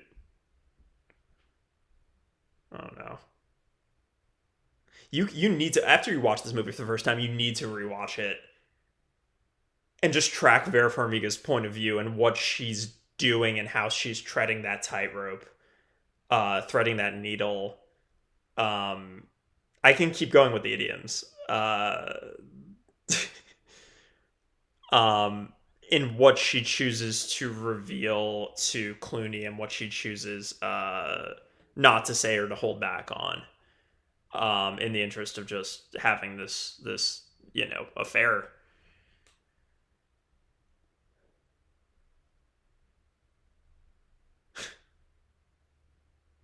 I didn't even remember that the Danny McBride and and Melanie Linsky don't even show up physically in the movie until like 75 minutes into it, just because we've had this fucking cardboard cutout for the duration of the film. There's Amy Morton.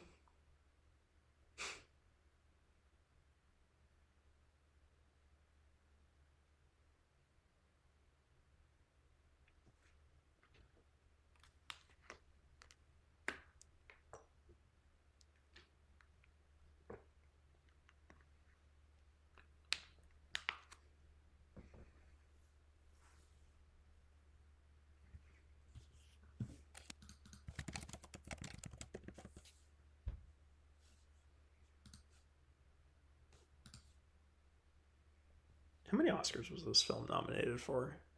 Right, it got a Best Picture nomination, and I think it would have still gotten Best Picture nomination even if the category hadn't been expanded to 10 nominees. It was definitely sort of widely hailed as like one of the main five of 2009, and definitely one of the ones that I think feel like gets talked about the least from that year as well. Oh, fuck. Of course. 2009. The Hurt Locker. Jeremy Renner. Thank you. Great. Duh. I swear to God I didn't look that up.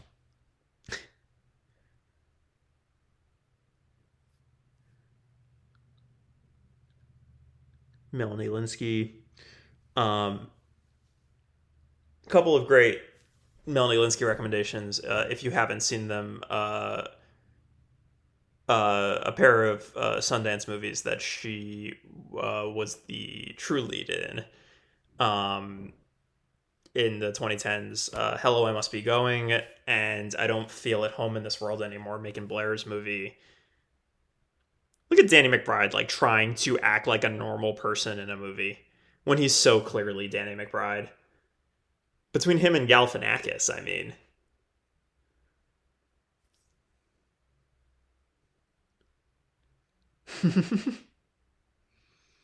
This is such a telling little moment because he spent so much of the movie trying to. He didn't realize that he wasn't special. Oh. He has to, like, be a real fucking human being for once.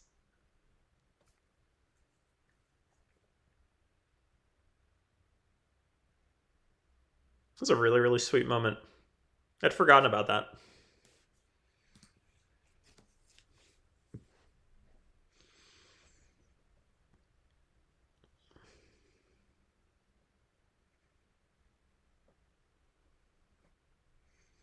Uh-oh. The economic collapse hits home.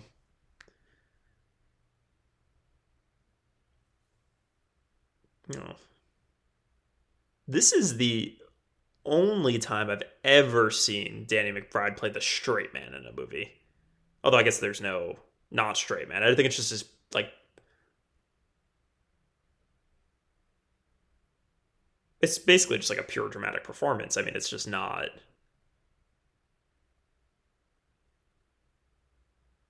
It's not really supposed to be funny. You're just supposed to kind of, as the knife twist, like, you're supposed to feel he's just likable. And so fucked. Like, even Galifianakis, I think, has some kind of like physical comedy business early in the film, even though obviously his end is pretty tragic too. They just, like, yeah, interesting casting of Danny McBride in this role. Would be so curious as to what spurred that.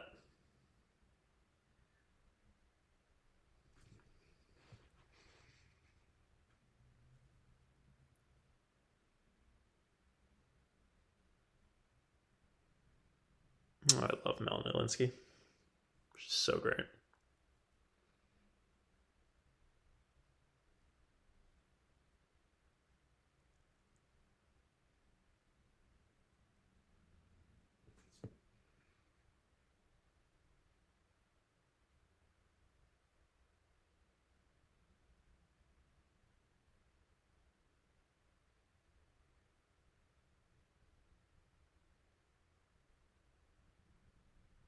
Sorry, I feel like whenever I take too long without talking, I feel like I'm not doing this right. But you guys must be so sick of my voice by now.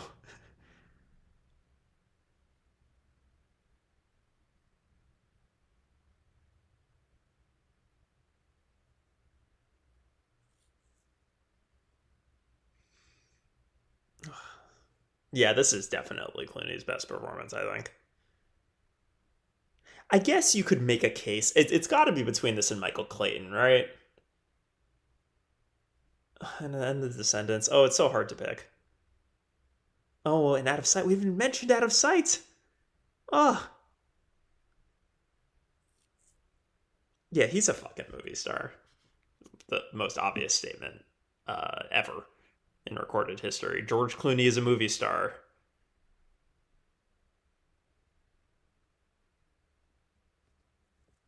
I want to see him do more character roles.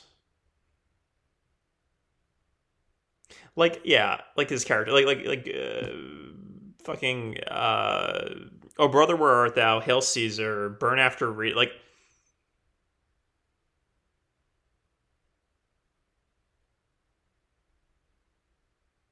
it would just be so fun to see him really just like be in movies again. Really, like what was the last movie that George Clooney was even in? I mean, he's been in a movie since Tomorrowland, right? Like that's not. I'm missing something stupid. No, because oh my god, no, his last movie that he's been in, I just looked, was Money Monster in 2016. Jodie Foster's Money Monster. Uh,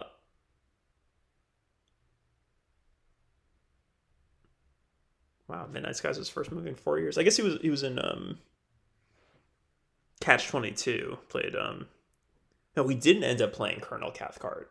He was gonna play Colonel Cathcart, and then I think who was it? Was it Kyle Chandler ended up playing that role? Who did he play in? Scheisskopf or yeah. Love Catch 22. Though have not seen the show, lamentably. But I will.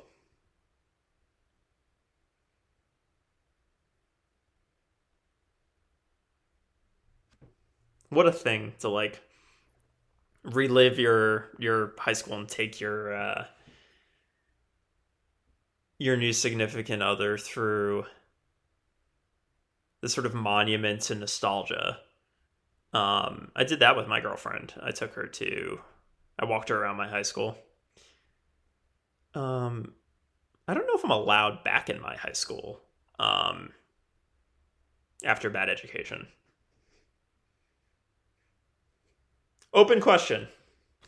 Love my teachers.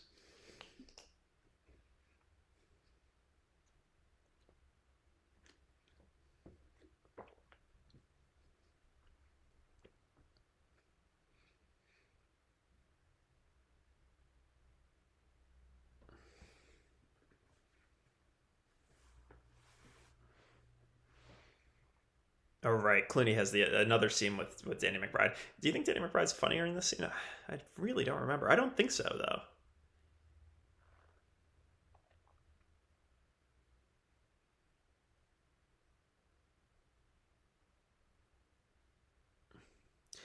This movie's just like pure character conflict and character drama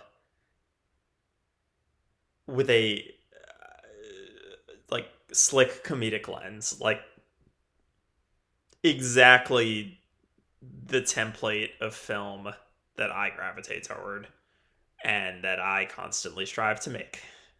And it's so annoying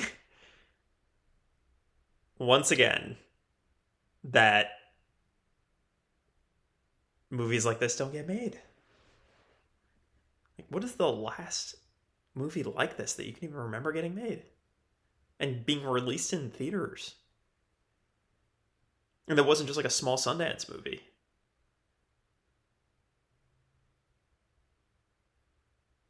There used to be a time like, oh, George Clooney's making this movie that takes place in the real world where he plays a real life character going through personal drama. And people would hear that movie was coming out and they were like, yeah, that's going to be nominated for 10 Oscars. Can you imagine?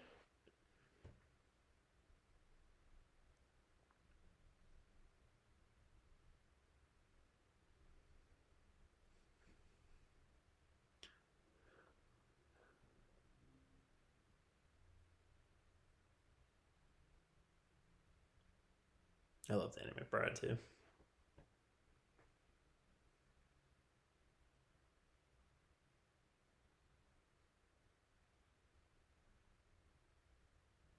A genuinely really, really, really good actor. And this is has to be his like straightest film performance. Certainly that I can remember. But they say that comic actors make for the best dramatic ones.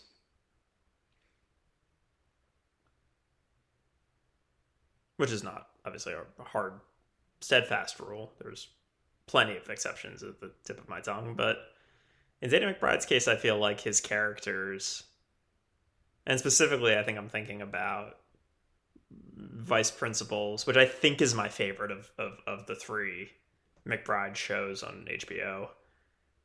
But also Kenny Powers and Eastbound and Down for sure. A lot of, pathos and gravitas behind that kind of brusque sense of humor and rugged exterior with Danny McBride. It's just so vulnerable here.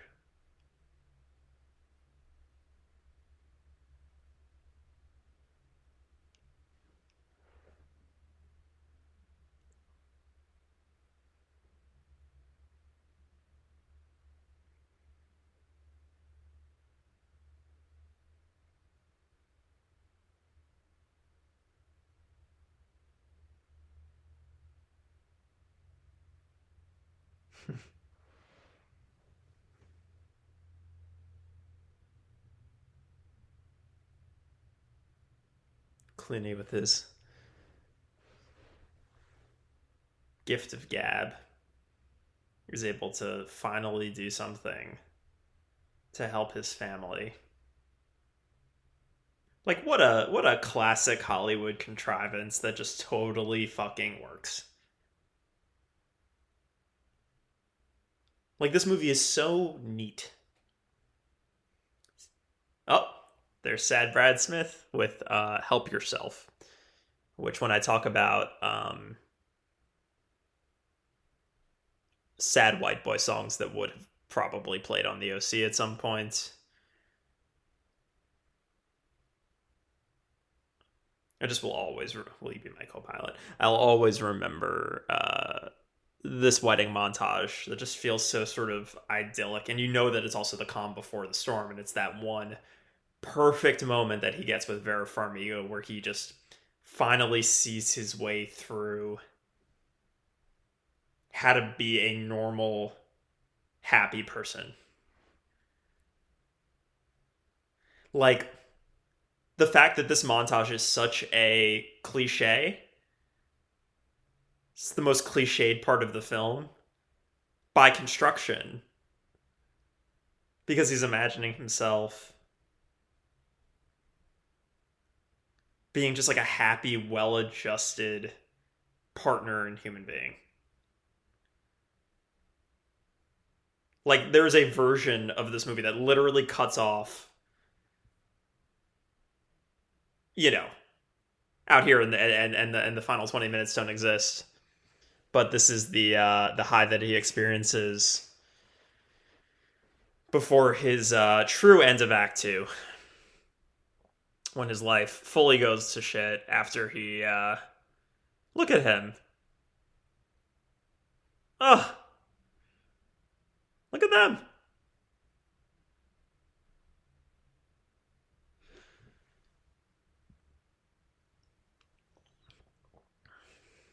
Looks like a fun wedding. I hope they get to go on their honeymoon. In fact, I know that they will go on their honeymoon. Spoiler alert.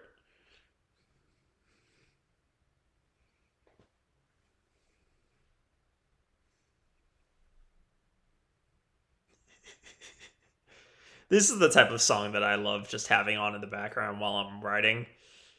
It's just like so kind of inoffensive and just charming and lilting. But also like strangely evocative. Mostly evocative of this film for me. To wait on you.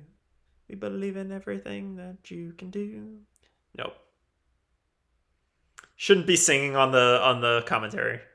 Don't have a good voice. Did not do chorus in high school. Just a fan. Just an appreciator. But if you've gotten this far in my commentary that you just listened to me singing Sad Brad Smith, then you're more broken of a person than I am. I'm sorry. Just kidding. I'm honored that you would take the time to listen to me.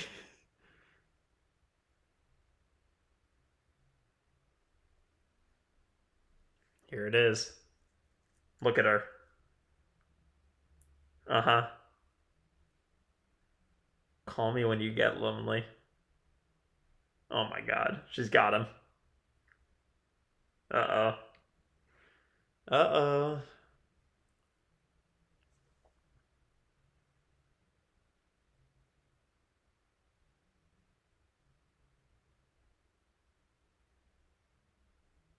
Going back to his sad apartment in Omaha.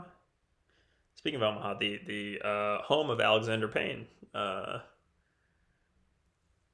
co-writer and director of The Descendants, and one of my personal cinematic heroes. I mean, he's I don't know that there would be a bad education without election.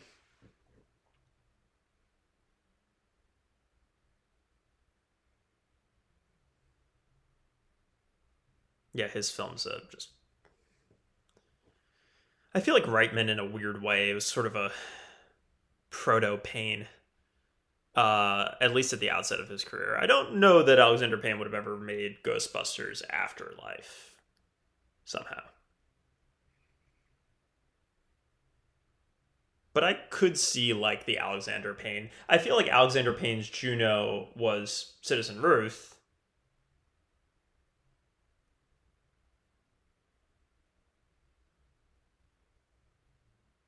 I feel like this and The Descendants definitely share some similarities.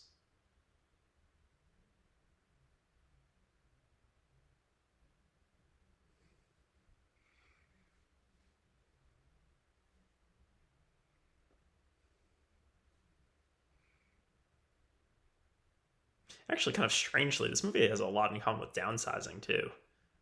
Never really thought of that.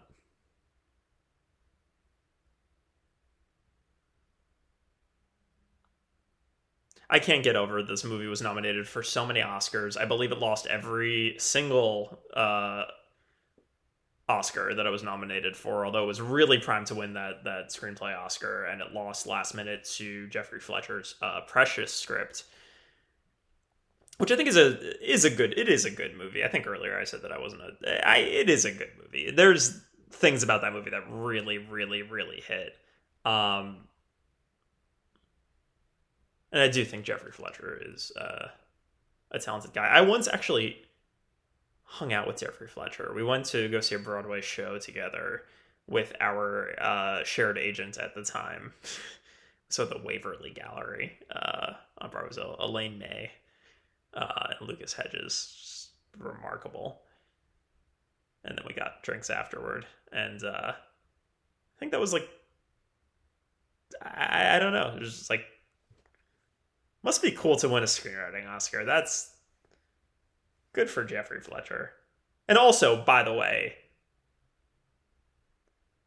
well, I guess Diablo Cody won for Juno, but yeah, no, Reitman's never won an Oscar, right? He's been nominated as a writer, director, and producer at various points, but he's never won, right? Not missing something. Obviously, I'm just, again, going into Oscar trivia at the expense of these pivotal emotional scenes in the film. Love This Hurts guy. Always remember him.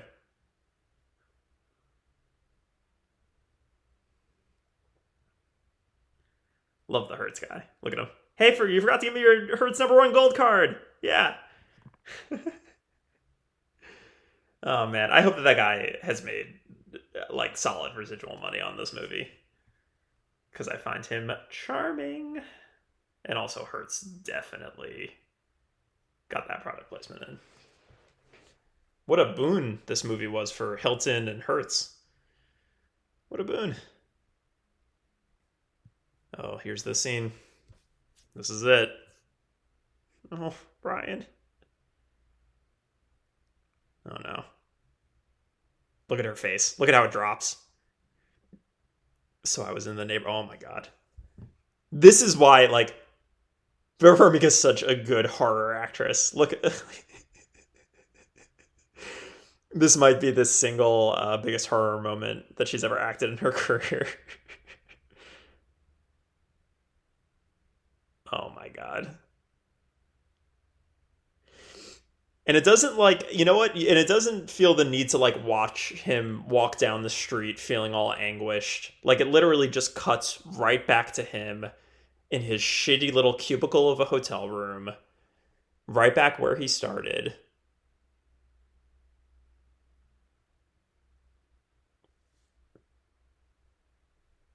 Into back 2 shots.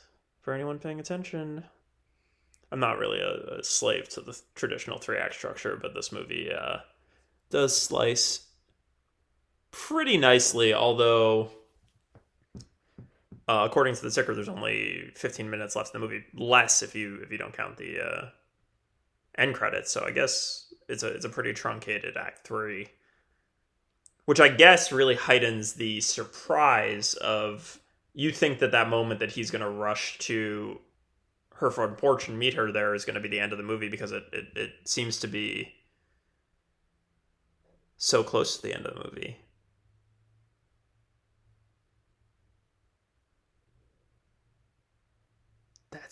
That's my real life. Oh god.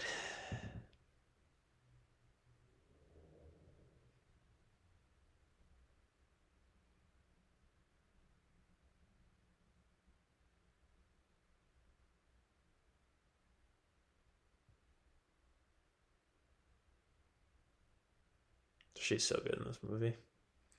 She is, look at Clooney. You're a parenthesis. Imagine telling someone, you're a parenthesis. I love lines like that. Just the dialogue in this film is so well calibrated and well observed. Kudos to Sheldon Turner. And Jason Reitman. I think Jason Reitman got first position. Man, this movie is really a really, really interesting test case in WGA arbitration. Would be so curious for someone to do a deep dive, if they haven't already, and deconstruct just how that shook out. Did they share the stage when they won the Golden Globe for this movie? Did Sheldon Turner go up with Jason Reitman? He must have, right? I have to go back and look at that. I'd be so curious. Like, did they still ever spoken?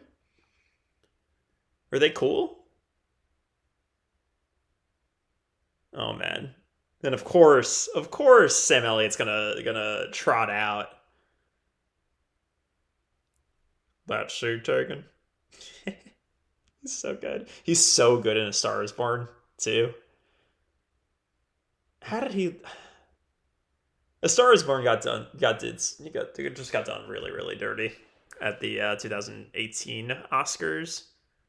Oh, I guess he lost to Mahershala Ali for Green Book, which, like, number one, that was a lead performance. That was not a supporting performance in that film. And number two, I don't know. I'm not gonna say anything negative about other films. That's not good. I'm not allowed to do that anymore. I can't do that. Sorry. But Green Book sucks. Sorry. Shit, couldn't control myself. Not a good movie.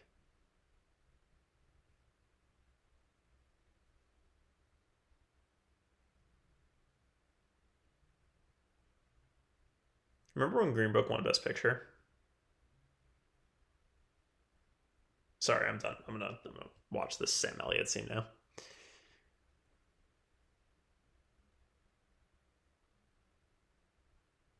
I can't not be mad on Sam Elliott's behalf. He was so good in A Star Is Born. That was, I think, my performance of that year was Sam Elliott.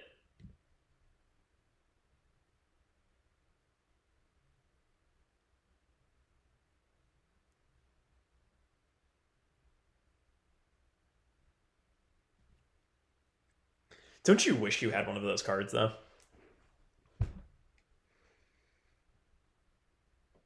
Jim and Julie Miller, Danny McBride, and Melanie Linsky. I keep saying Melissa. Why do I keep saying Melissa? I know Melanie Linsky is. I've even met her, and she is insanely talented and wonderful, bright ray of a human being. And I've seen her in so many things, and I've always loved her. Why do I keep going to Melissa? Oh, here's the Tamala Jones reveal.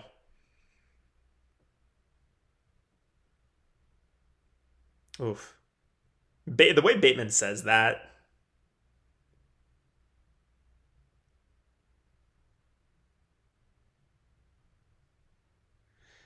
Bateman is a really, really strong dramatic actor too, when he's utilized the right way. Um,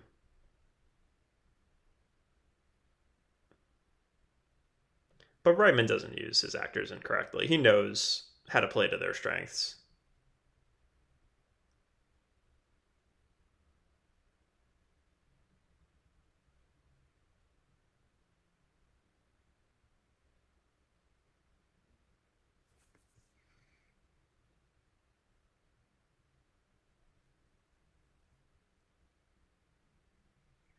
That Anna Kendrick parting shot.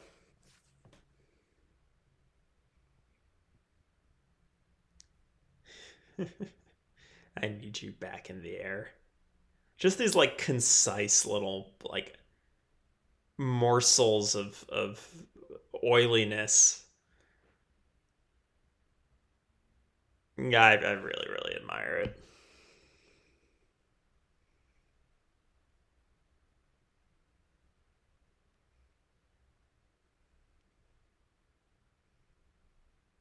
We're gonna let you sail and sail Uranus as a postcard. Oh God.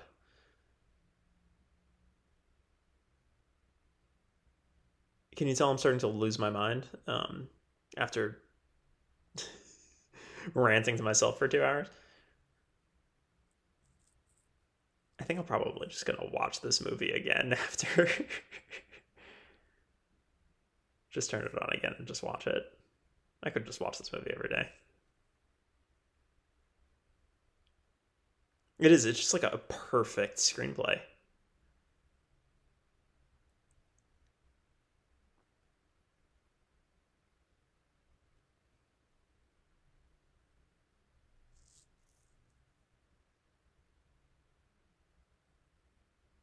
Oh, I love Anna Kendrick in this film.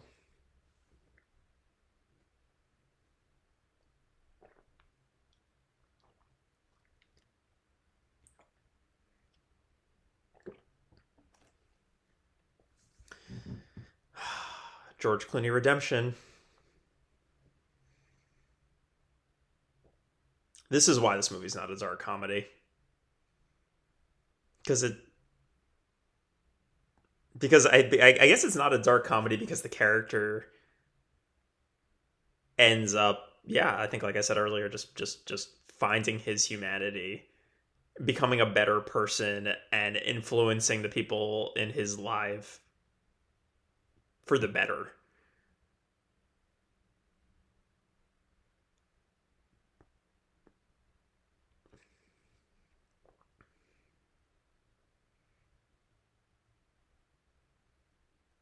Oh my God, this guy kills me. His eyes.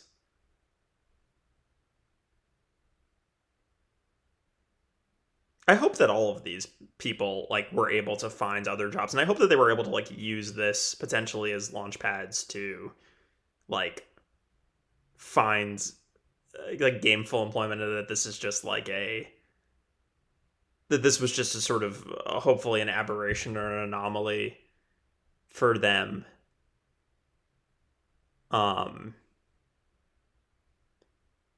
What a brutal on the heels of the 2008 recession to be making this film. I kind of get what my dad was talking about. I think this, ending really, really, really killed him in the moment. I mean, he's a business person, and he follows, economics and the economy, is way savvier at that stuff than I am. And obviously, I knew how terrible it was, but I was also probably too young to fully process at the time just what was going on. And I guess was approaching it from a relative point of privilege, having never had to have had a job at that point in my life before.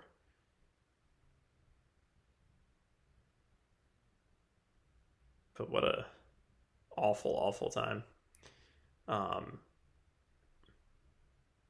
That last line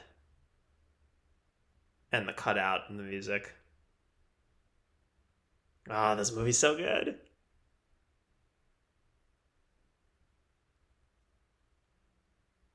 Little Graham Nash. Wow. This movie's beautiful. And